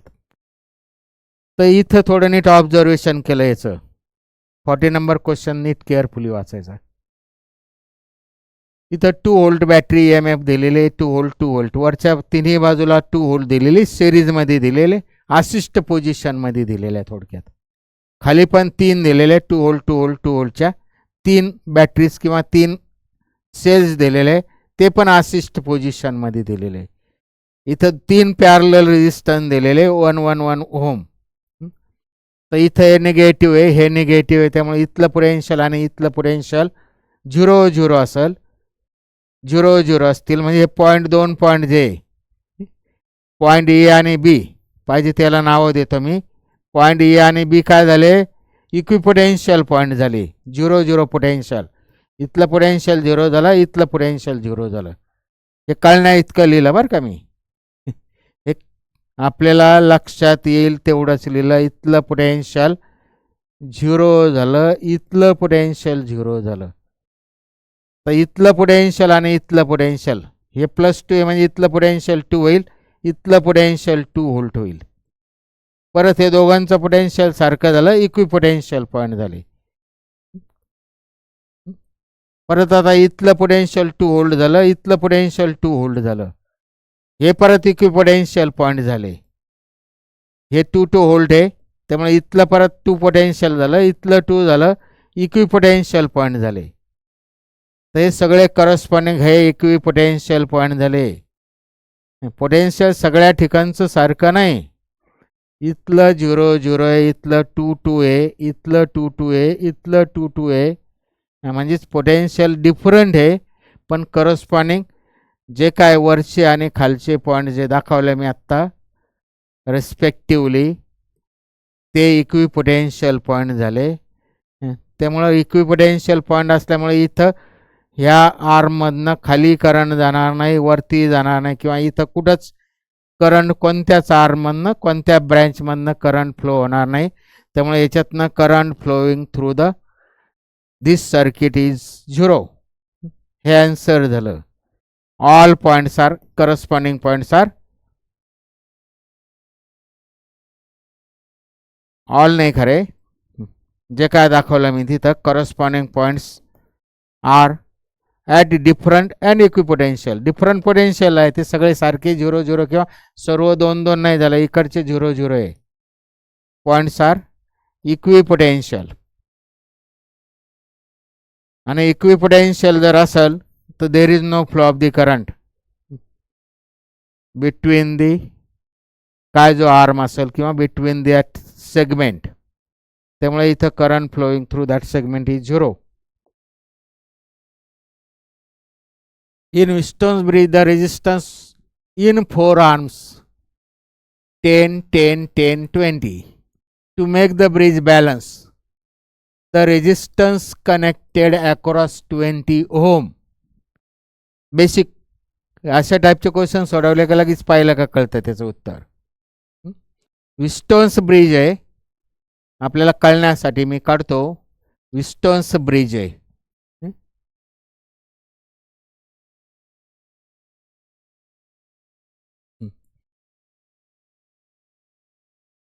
रेजिस्टन्सेस इन 4 आर्म्स. पहिल्या आर्ममध्ये 10 ओम आहे, इथं 10 आहे, इथं 10 आहे, इथं 20 ओम आहे, इथं 20 ओम आहे. हा ब्रिज बॅलन्स झाला पाहिजे. इथं जर 10 ओम असता, इथं जर 20च्या ठिकाणी जर हा रेजिस्टन्स 10 ओम असता, हा 10 ओम 20 दिलेला आहे इथं आत्ता, तर वरच्या आमचा रेजिस्टन्स हा 10/10 1 आला असता. इथं 10 असतं तर 1 आला असता, पण इथं 10 नाही, हा 20 आहे. त्यामुळे याला कमी करण्यासाठी आपल्याला काहीतरी पॅरलल रेजिस्टन्स जोडावा लागेल. ह्या पॅरलल जो जोडलं त्याला मी एक्स म्हणतो. पॅरलल जो जोडला मी इथं तो एक्स म्हणतो. हा 20 जर असेल तर एक्सची व्हॅल्यू किती ते विचारलं. हा 20 असेल तर एक्सची व्हॅल्यू किती ते विचारलं. त्यामुळे इथलं पॅरलल कॉम्बिनेशन जे हा आर पी जो आहे तो किती येईल, R1 R2 upon R1 plus R2 पॅरललच्या बेसिकनुसार, R1 R2 upon R1 plus R2. आणि हा किती लागणार आहे आपल्याला, हे टोटल आपल्याला किती व्हायला पाहिजे, 10 व्हायला पाहिजे, 10 व्हायला पाहिजे. हे पुढे सिम्प्लिफाय केलं तर याचं उत्तर येणार आहे. आणि जर असे हा समजा 10 ओम असेल आणि हा 10 ओम असेल, दोघं पॅरललमध्ये 10 असेल तर त्याचं किती येतं, पॅरलल कॉम्बिनेशनमध्ये R1 R2 divided by R1 plus R2. त्यामुळे ते किती येतं, हाफ येतं हाफ. हे 10 असेल 2 पॅरललमध्ये तर त्याचा आर पी म्हणजेच पॅरलल इक्विव्हॅलंट किती येतो 5 येतो फॉर्म्युल्यानुसार. हे जर 100 असतील तर याचा पॅरलल इक्विव्हॅलंट किती होईल, त्याचा पॅरलल इक्विव्हॅलंट किती होईल किती होईल त्याचा पॅरलल इक्विव्हॅलंट किती होईल R1 R2 upon R1 plus R2 म्हणजेच हे आलं R1 प्लस R2 म्हणजेच किती आलं ते 100 डिवायडेड बाय 2 म्हणजेच 50. हे जर लॉजिक लक्षात घेतलं पॅरलल मध्ये जे काय रेजिस्टन्स आहे ते सारखे असतील तर त्याच्या निम्मा जोडावा लागेल इथं. त्यामुळे हे आपल्याला इथं 20 आहे, इथं 20 आहे. तोंडी गणित कसं आहे त्याला बोलतो मी त्या उदाहरणावरनं. तर इथं एक्स बरोबर 20 घेतला पण तर 20चा निम्मा म्हणजे किती होईल 10 होईल. याचा एकत्र 10 होईल आणि हे सगळे 10 आहे म्हणजे याचं उत्तर खरं 20 ओम झालं. 20 ओम त्या बेसिकनुसार हे 10 आहे, हे 10 आहे, हा 20 असेल तर इथं हा एक्स बरोबर 20 घेतला तर याचं पॅरलल कॉम्बिनेशन म्हणजेच हे किती येणार आहे, हे काय याचं उत्तर जे आहे ते एक्सची व्हॅल्यू किती येणार आहे 10 येणार आहे. याची व्हॅल्यू 10 येण्यासाठी आपल्याला एक्स किती पाहिजे तो 20 येतो. नसेल कळत तर इथं त्याची व्हॅल्यू 10 येण्यासाठी एक्स किती पाहिजे ते आपल्याला इथं दिसतं. आत्ता याने सोडवलं तर एक्स इज इक्वल टू 20 ओम येईल. ते डायरेक्ट कॉमन सेन्सने किंवा या लॉजिक बेसिकनुसार मी किती येतो ते बोललो. आपण इथं किमतीच टाकल्या. हे 1 हे आर पी जो येतो आपल्याला 10 पाहिजे त्यामुळे हे असं आलं. हे काय जे असेल ते हे इकडं आलं. मल्टिप्लिकेशन डिव्हिजन साधे कॅल्क्युलेशन करायची गरज नसते. हे इकडं येऊन 20 प्लस एक्स इंटू 10 म्हणजे आलं 200 plus 10x is equal to 20x. 10x minus 20x आणि हे 10x तिकडं गेले त्यामुळे हे 10x बरोबर 200 राहिलं. त्याच्यावरनं x बरोबर 20 राहिलं. हे कॅल्क्युलेशनने आलं. बेसिक तेच. असे प्रॉब्लेम सोडवण्याची प्रॅक्टिस केली आणि थोडं बेसिक लक्षात घेतलं तर पटापट सुटतात. इन द विस्टन्स नेटवर्क दिलेलं इथं PQRS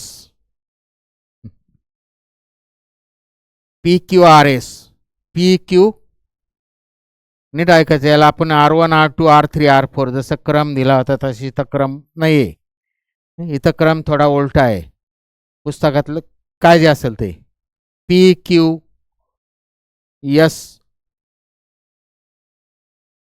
PQRS ठीक आहे. पीची व्हॅल्यू दिलेली इथं किती पीची व्हॅल्यू 10 आहे. क्यूची व्हॅल्यू क्यू इथं नाही इकडं दिलेलं आहे 20 ओम. आरची व्हॅल्यू आर इथं आहे 50 ओम. क्रम हे कंटिन्यू त्यानुसार इथं व्हॅल्यू टाकल्या. एचची व्हॅल्यू आहे 30 ohm. Current passes through the battery. In the Wheatstone's network given the current passing through the battery. बॅटरीतला करंट विचारला. काय झालं हा बॅलन्स ब्रिज आहे का नाही चेक करायचा. Ratio 10 divided by 50 20 divided by पीची व्हॅल्यू 10 आहे, क्यूची व्हॅल्यू 20, आरची व्हॅल्यू 15 आहे, एचची व्हॅल्यू 13 आहे. त्यामुळे याचा रेशो एचची व्हॅल्यू 30 ओम आहे. तर 10 divided by 50 R1 upon R2 आणि R3 अपॉन R4 याचा रेशो किती आला 2/3 चाला. 2/3 चाला रेशो म्हणजे इट इज बॅलन्स्ड ब्रिज. इथं दिसतं इट इज बॅलन्स्ड ब्रिज आहे. आणि हा जर बॅलन्स्ड ब्रिज असला तर गॅलॉनोमीटरमधनं करंट जाणार नाही. ह्या लाईन सेगमेंटमधनं करंट जाणार नाही. हे पॉईंट इक्विपोटेन्शियल झाले बॅलन्स ब्रिज असल्यामुळं. त्यामुळे त्याची इक्विव्हॅलंट रेजिस्टन्स मागाशी काढला तसाच 10 15 आणि खालचा 20 आणि 30 हे दोघं 20 आणि 30 कशात झाले? हे वरचे सिरीजमध्ये झाले, खालचे सिरीजमध्ये झाले. त्यामुळे याचा इक्विव्हॅलंट जो आला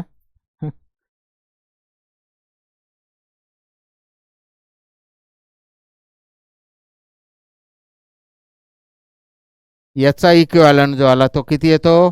आता ते सर्व लिहित नाही बसत मी, डायरेक्ट लिहितो आता मी.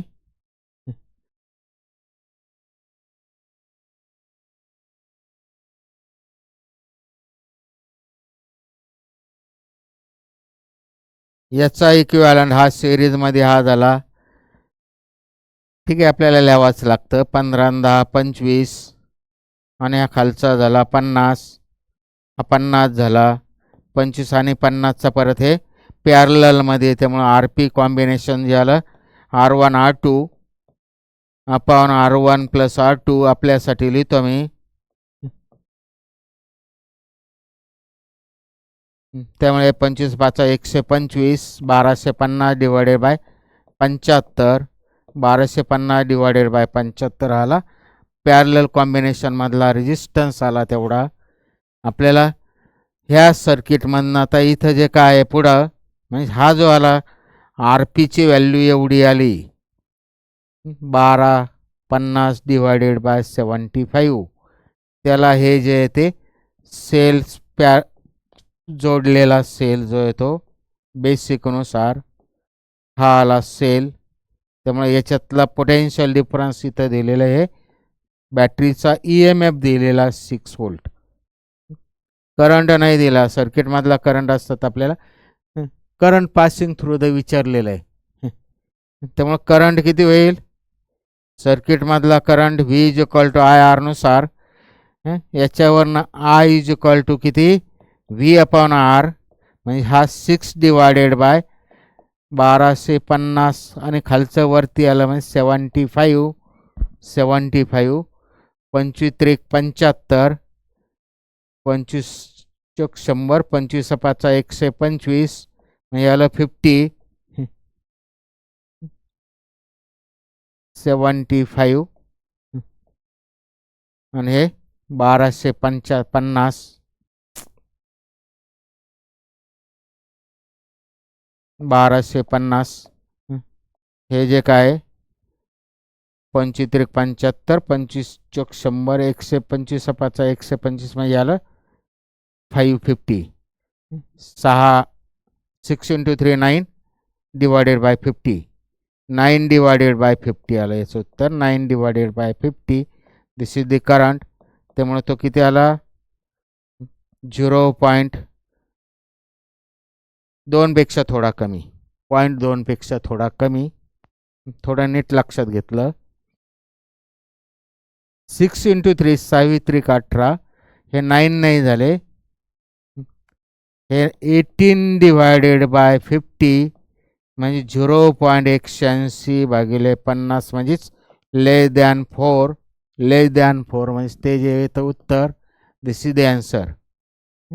18 डिवायडेड बाय 50 0.4 पेक्षा कमी म्हणजे ते येतं 0.36 ampere. This is the answer 0.36. पहिलं उत्तर झालं. ठीक आहे, पुढचं करायचं, फार वेळ घालवण्यात उपयोग नाही. पुढचा घ्यायचा लक्षात. 4 resistors PQRS having resistances respectively are arranged to form a Wheaton's bridge. The value of the resistance which value of resistance with which S must be centered in order to balance the bridge. Same टाईपने मगाशी केला आता. याचा ratio जो येतो 3346, वरच्याचा ratio 1 येतो. 33 वरच्या आर्मचा रेजिस्टन्सचा ratio 3 divided by 3 म्हणजे 1 झाला. खालच्या आर्मचा रेजिस्टन्सचा रेशो 4 डिवायडेड बाय 6. 6च्या ठिकाणी आपल्याला 4 लागल. 6च्या ठिकाणी 4 लागल म्हणजेच काय करावं लागेल? हा 6 ओम रेजिस्टर जो जोडलेला आपण इथं समजा 6 ओम रेजिस्टर जर असेल तर त्याला काय करावं लागेल आपल्याला? पॅरलल काहीतरी एक्स मागाशी जे बोललो मी त्या टाईपने करावं लागेल. आणि मग त्या एक्सची व्हॅल्यू किती येते, पॅरललला त्याला एक्सची व्हॅल्यू किती येईल.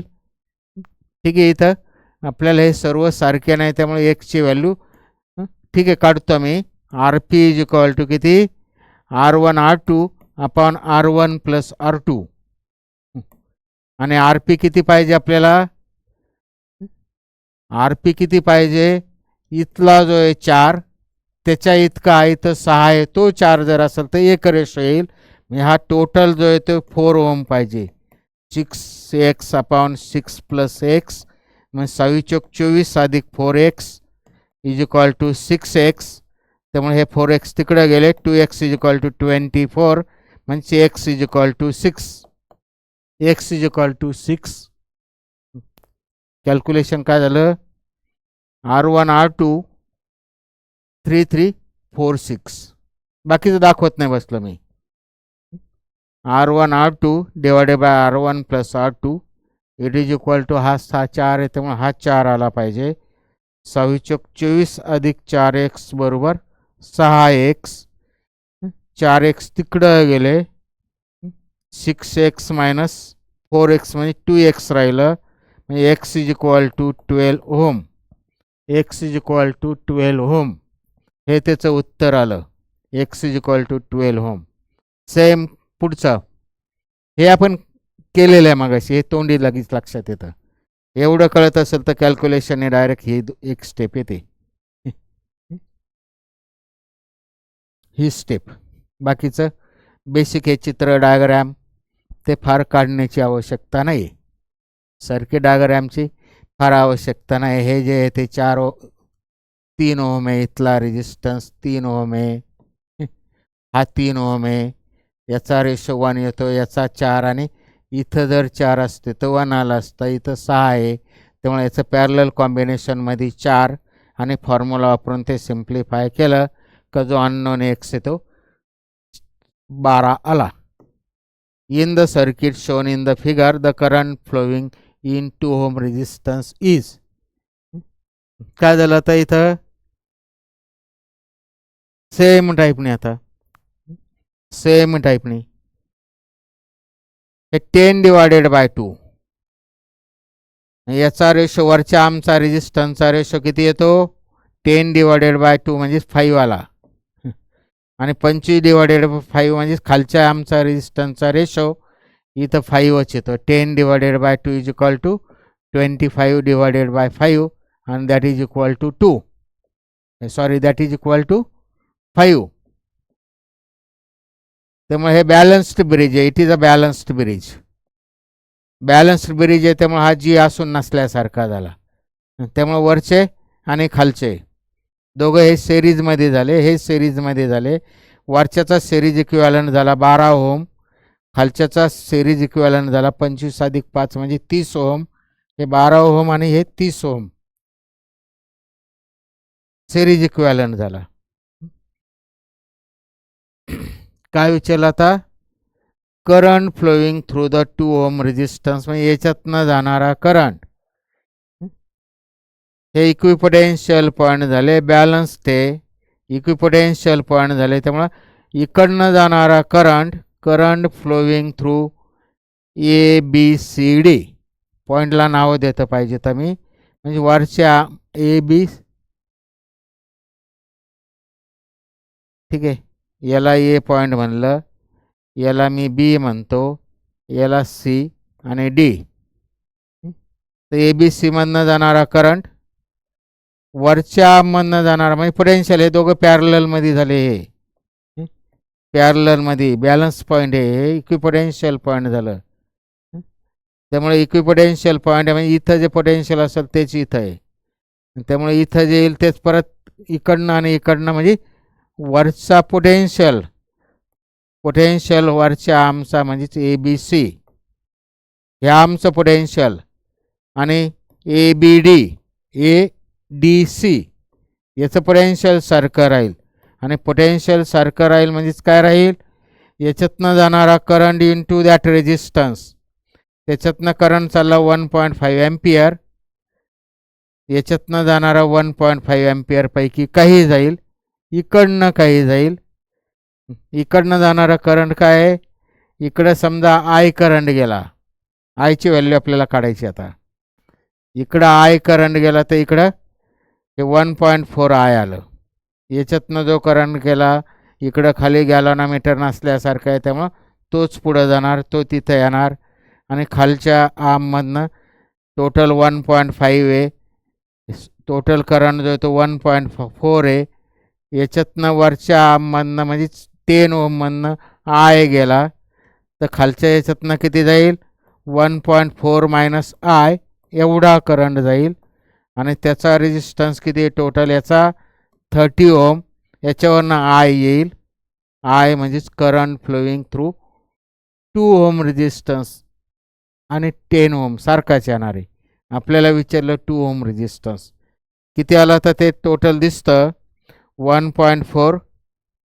आयची व्हॅल्यू काढतो आपण, 1.4 I minus is equal to पुढं समजा 1.4 इंटू 13 म्हणजे 14, 1.4 इंटू 30 म्हणजे किती, 14 त्रिक 42,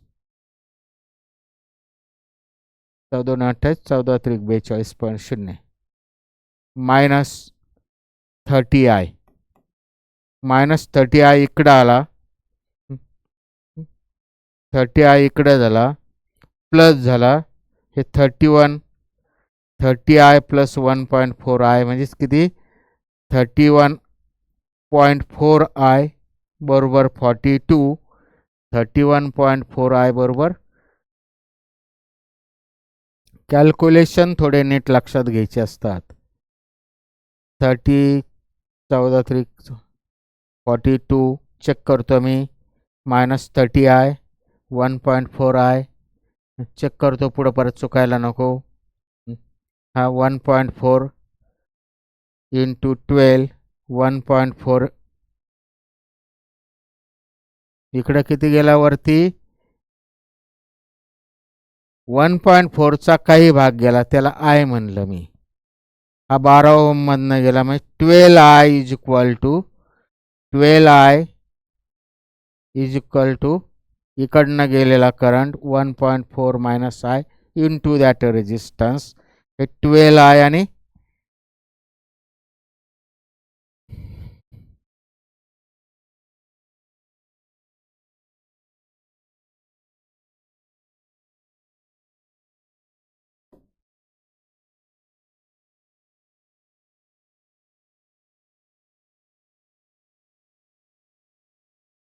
ठीक आहे. 12 आय आणि हे 30 आय इकडं आले, मायनसचे प्लस झाले, 30 अधिक 12 म्हणजे 42 आय झालं, 42 आय आणि इज इक्वल टू किती 14 त्रिक 48 म्हणजे 48 एवढं राहिलं. 12 आणि 8 30 आणि 12 30 40 42 आहे आणि हे 14 42 वर 0 म्हणजे 42 राहिलं. त्यामुळे आयची व्हॅल्यू आली 1 ॲम्पियर, आयची व्हॅल्यू आली 1 ampere. This is the answer 1 ampere. कॅल्क्युलेशनचा भाग आहे, कॅल्क्युलेशन पटापट करायचं शिकायचं, हे आपल्यासाठी बारीक लक्ष देऊन करावं लागतं. Effective resistance between A and B of the following circuit. Effective resistance between A and B of the following circuit. A आणि बी इथला दोघं पॉईंट सेपरेट आहे, कनेक्शन नाही आहे. तर हे सर्किट मी चेक करतो. पॉईंट ए हा आला, पॉईंट ए पासून 2 रेजिस्टन्स निघले, इकडे एक गेला आणि इकडे एक गेला. हा 10 ओम, हा इकडे गेलेला 10 ओम ए पासून निघले, इकडं 2 गेले, इकडं 2 गेले. हे पुढे हे 2 रेजिस्टन्स आता बी पासून निघलेला करतो मी. पॉईंट बी पासून 2 रेजिस्टन्स निघले, हा पॉईंट बी पासून 2 रेजिस्टन्स निघले. बी पासून इकडे एक गेला आणि इकडे एक गेला, हा 10 ओम आणि हा 10 ओम. त्यामुळे हा ब्रिज बॅलन्स ब्रिज झाला. आणि परत आता नीट बघायचं, ए पासून जे काय निघलं आणि बी पासून एचा पुढचा रेजिस्टन्स, एचा टोक म्हणजेच ए पासून निघलेला हा जो आहे त्याचा एक टोक, हे टोक, तिथून एक रेजिस्टन्स निघाला हा 10 ओम झाला, आणि बीच्या ह्या टोकापासून निघलेला हा दुसरा रेजिस्टन्स ए पर्यंत जाणारा, एच्या पुढच्या रेजिस्टन्सकडे जाणारा, हा 10 ओम झाला. It is a balance bridge. हे बाजूचे चारही रेजिस्टन्स जे R1 R2 R3 R4 10 आहे, त्यामुळे मधला जो आहे तो असून नसल्यासारखं झालं. इक्विपोटेन्शियल पॉईंट झाले, बॅलन्स्ड ब्रिज आहे. It is a balanced bridge. बॅलन्स्डच दिलेले असतात जनरली, तर तो बॅलन्स्ड ब्रिज आहे. तुम्हाला effective resistance between A and B of the following, तर नीट बघायचं. मगाशी पहिला पण बॅलन्स्ड ब्रिज जर असेल तर हे जे काय रेजिस्टन्सेस असतात याचा नेट रेजिस्टन्स, सगळा नेट रेजिस्टन्स जो येतो इफेक्टिव्ह रेजिस्टन्स म्हणजेच आर इक्विव्हॅलंट, तो तेवढाच येतो 10 ओम. हे चारही जर सारखे असतील, हे 100 असता, हा 100, हा 100, हा 100, तर त्याचा 100 ओम झाला असता. त्यामुळे चारही रेजिस्टन्स जे येते त्याचा इक्विव्हॅलंट 100 ओम 10 ओमच होईल. कारण हे नसल्यासारखं हे झालं, वरचा 20 झाला, खालचा 20 झाला, 10 + 10 20 सिरीजमध्ये झाले. 10 + 10 20, तो किती येतो मी आत्ता बोललो बेसिकनुसार, आता फॉर्म्युलेने काढतो. तर हे वरचं 10 + 10 म्हणजे 20 झाला वरचा, आणि खालचा 20 झाला. हे दोघं पॅरललमध्ये झाले. पॅरलल कॉम्बिनेशनचा R1 R2 म्हणजेच हे किती आलं, 20 × 20 म्हणजे 400 divided by R1 + R2 divided by R1 + R2 म्हणजे 10 ओम. 10 ओम झाला हा. तर याच्यावरून आपण एक लॉजिक बेसिक लक्षात घेतलं की चारही रेजिस्टन्सेस सारखे जर असेल तर पॅरलल कॉम्बिनेशननुसार आत्ता आपण काढलं त्याचा इक्विव्हॅलंट जे एक चारही तेवढाच येतो, कधीही नाही. चारही जर सारखे असेल तर ते बॅलन्स ब्रिज येणारच आहे. मग मध्ये काही असो नाही तर नसो, बॅलन्स्ड ब्रिज जर असेल आणि रेजिस्टन्सेस सर्व आर्ममधले सारखे असतील, म्हणजे आर्मचा रेजिस्टन्सचा रेशो 1:1 येत असेल, 1:1, तर मग तो रेजिस्टन्स जो आहे तो चारही आर्ममध्ये जे रेजिस्टन्स आहे तेवढाच येतो. In potentiometer experiment, a cell is balance by the length 120 centimetre when a cell is centered by a resistance of 5 ohm. The balancing length is 80 centimeter. The internal resistance of the cell, सेलचा internal resistance मगाशी काढला पण L1 - L2/L2, फॉर्म्युल्यात value टाकली, balance by R दिलेला 5 ohm तोंडी करतो, हे 120 L1. The internal resistance of the cell, a potentiometer experiment, a cell is balanced by length 120 centimeter when a cell is centered by a resistance of 5 ohm. The balancing length is 80 ohm.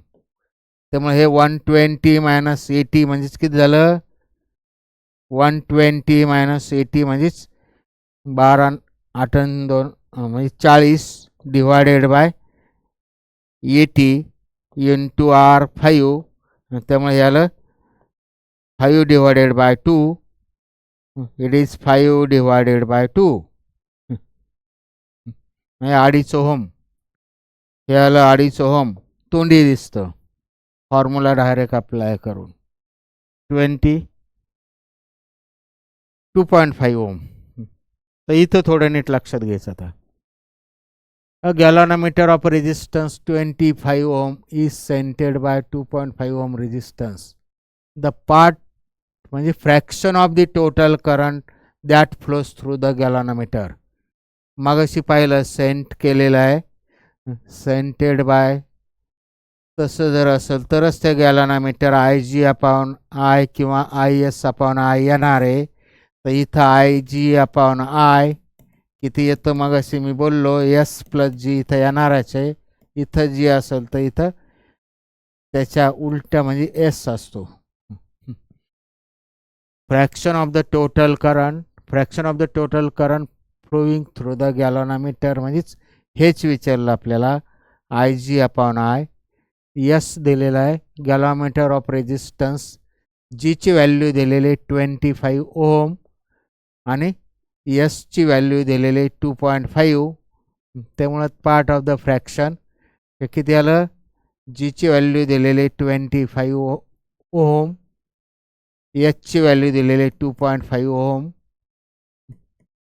त्यामुळे ह्याला I G upon I काय आलं, 2.5 upon 27.5 आणि हे आलं fraction of the current through the galvanometer 2.5 upon 75. म्हणजेच किती आलं, हे डेसिमल पॉईंट तिकडं सरकवला, हे 1 अपॉन 25/100 8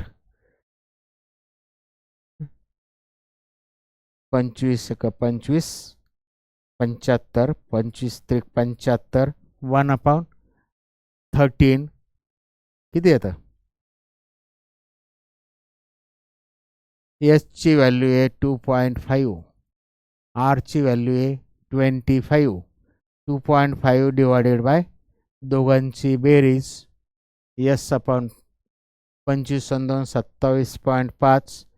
त्यामुळे हे जे आलं 25 अपॉन 275, 2 राहिले, 25 5 25 1 25. याचं उत्तर आलं 1 upon 11 I upon I G upon I जो आला तो 1 अपॉन 11 आलं. 1 upon 11 I G upon I जो आला तो 1 अपॉन 11. 1 अपॉन 11 म्हणजे उत्तर झालं. पुढचं करायचं, कॅल्क्युलेशनचा भाग आहे.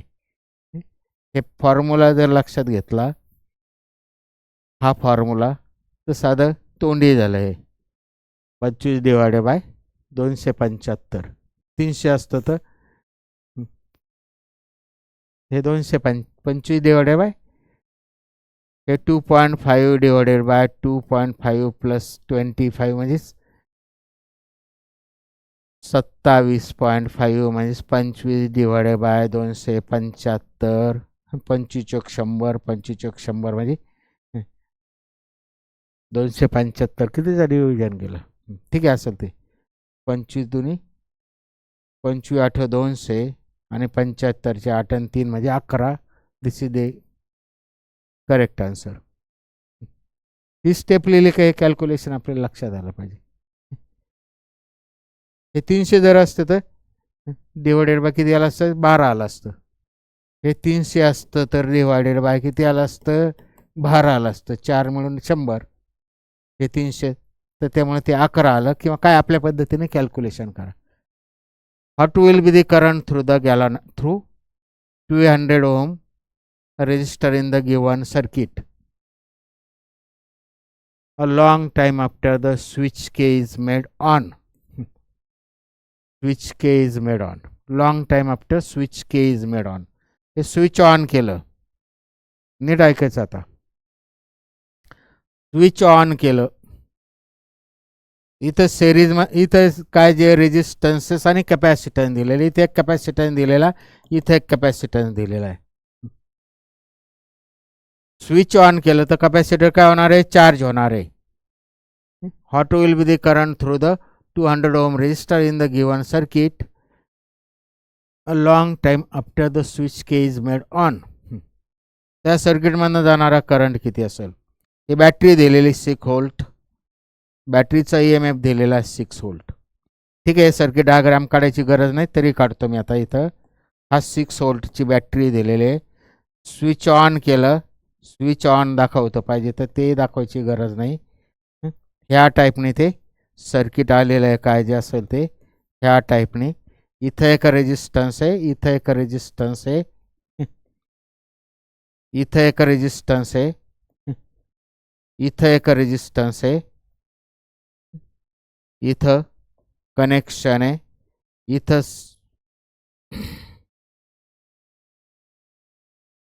कॅपॅसिटर चार्ज होणार. सर्किट ऑन केलं, कॅपॅसिटर चार्ज होणार आहे. आणि कॅपॅसिटर चार्ज होताना तो तिथं कनेक्शन नसल्यासारखा आहे, म्हणजे तो करंट पुढे पाठवणार नाही. म्हणजे जस्ट लाईक दी ओपन, म्हणजे तिथं ऑफ झाल्यासारखं होईल. पूर्ण कंटिन्यू लूप नाही येणार, म्हणजे थोडक्यात डिस्कनेक्शन झाल्यासारखं असेल. इथं हा 100 ओहम आहे, इथं कॅपॅसिटर आहे, त्यामुळे चार्जिंग होतं तो किती असो. For long time switch K is made on, long time म्हणलं. त्यामुळे तिथं सर्किट कनेक्शन नसल्यासारखं झालं. आणि परत इथं पण सर्किट इथं कॅपॅसिटर आहे, त्यामुळं इथंही सर्किट ऑफ झाल्यासारखं झालं, डिस्कनेक्ट. त्यामुळे करंट जो आला तो सेलमधनं निघलेला करंट इकडे ह्या टाईपने गेला. पुढं करंट निघलेला ह्या डायरेक्शनने गेला, इथं ऑफ झालेला आहे, इथं कनेक्शन नाही आहे, त्यामुळे इकडं करंट जाणार नाही. करंट इथून म्हणजे तिथं स्टॉप होणार आहे, त्यामुळे करंट इकडं गेला, करंट इकडं गेला, इथून इकडं वरती जाणार नाही, जाणार इकडं नाही जाणार, इकडं स्टॉप झाल्यासारखं आहे, त्यामुळे तिकडं नाही जाणार, वरती करंट जाणार. करंट इकडं वरती आला, इथं आला, ह्या डायरेक्शनने करंट फ्लो झाला सर्किटमधनं, ह्या डायरेक्शनने करंट फ्लो झाला. त्यामुळे सर्किटमध्ये जे काय हा जो आला हा रेजिस्टन्स म्हणजे 200 ओम रेजिस्टन्स आणि 400 ओम रेजिस्टन्स हे फक्त सर्किटमध्ये आले, बाकीचे जे ते त्यांच्यातनं करंटच जात नाही. त्यामुळे ऑन कंडिशनमध्ये करंट याच्यातनं 200 आणि 400तून जातो, आणि हे 200 आणि 400 म्हणजे हे 600 ओम, 200 प्लस 400 सिरीजमध्ये झाले. त्यामुळे हा आर एस जो येतो 600 ओम रेजिस्टन्स झाला आर एस. आणि V is equal to I R नुसार आय जो आला तो किती आला, V upon R. V upon R म्हणजेच 6 डिवायडेड बाय हे 4 अधिक 2 600. त्यामुळे हे 6 6 कॅन्सल झालं. करंट थ्रू द सर्किट आला तो 1/100 म्हणजे तो आला 10⁻⁻² एम्पियर. एम्पियरमध्ये पर्याय कशात दिलेला आहे, 10⁻² एम्पियर. त्यामुळे अजून त्याला 10 गुणलं तर इट इज 10⁻³ 10 × 10⁻³ असं होईल खरी स्टेप आपल्या. याला मी 10ने मल्टिप्लाय केला आणि इकडं म्हणजे 10 × 10⁻³ एम्पियर झाला. आणि हा एवढा म्हणजे किती झाला, 10 मिली एम्पियर झाला. साधी स्टेप मी मुद्दाम दाखवली करून. 10 milli ampere is the answer. हाला current through that circuit.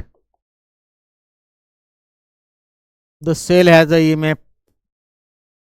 EMF दिलेला आहे 2 volt.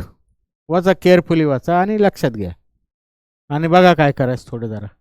And the internal resistance of the cell is 0.1 ohm is connected to will be a resistance of 3.9. The voltage across the cell will be. A cell has EMF दिलेला आहे 2 volt. सेलचा EMF दिलेला आहे 2 volt. And the internal resistance of the cell is 0.1 ohm. It is connected to will be resistance of 3.9 ohm. The voltage across the cell will be. Voltage across the cell will be. Cell दिलेला आहे of the EMF 2 volt. And the internal resistance 0.1 ohm. Internal resistance दिलेला आहे 0.1 ohm. Negative टर्मिनलला छोटा दाखवला मी. Internal resistance 1 ohm, 0.1 ohm, 0.1 ohm. ठीक आहे, फार आकडे लिहायची गरज नाही, कळण्या इतकं. It is connected to will be a resistance of 3.9 ohm. आणि मग हे 3.9 ओहमला कनेक्ट केलं.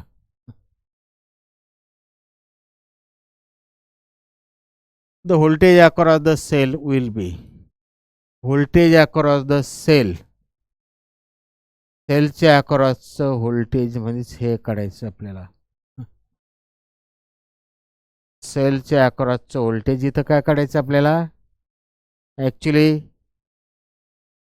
ओम्सला apply to the complete circuit ते बेसिक वापरावं लागेल,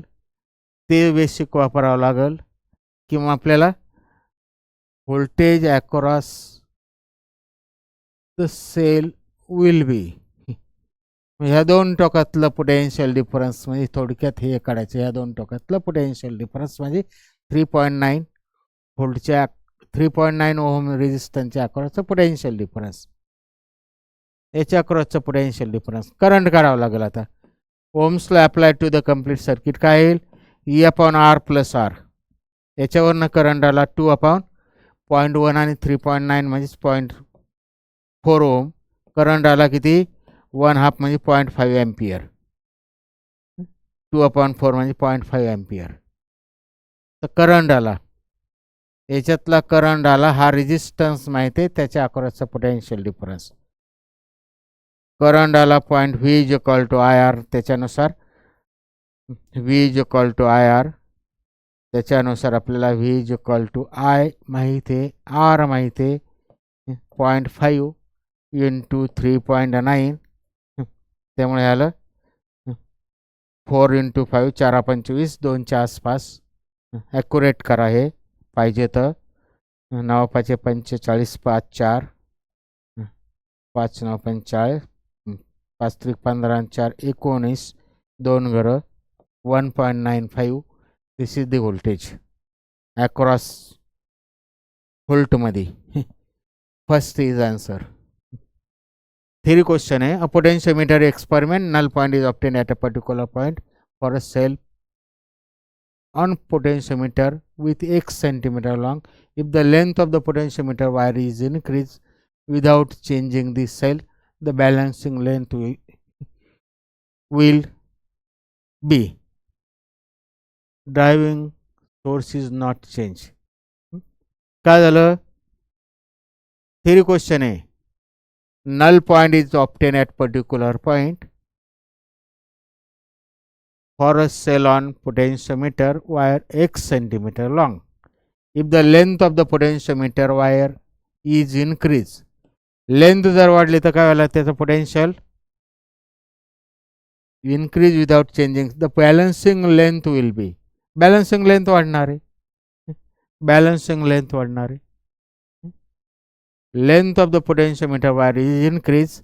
पोटेन्शियोमीटरचे वायरचं बेसिक, पोटेन्शियोमीटरचं basic principal.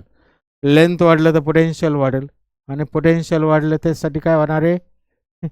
Balancing length will increase.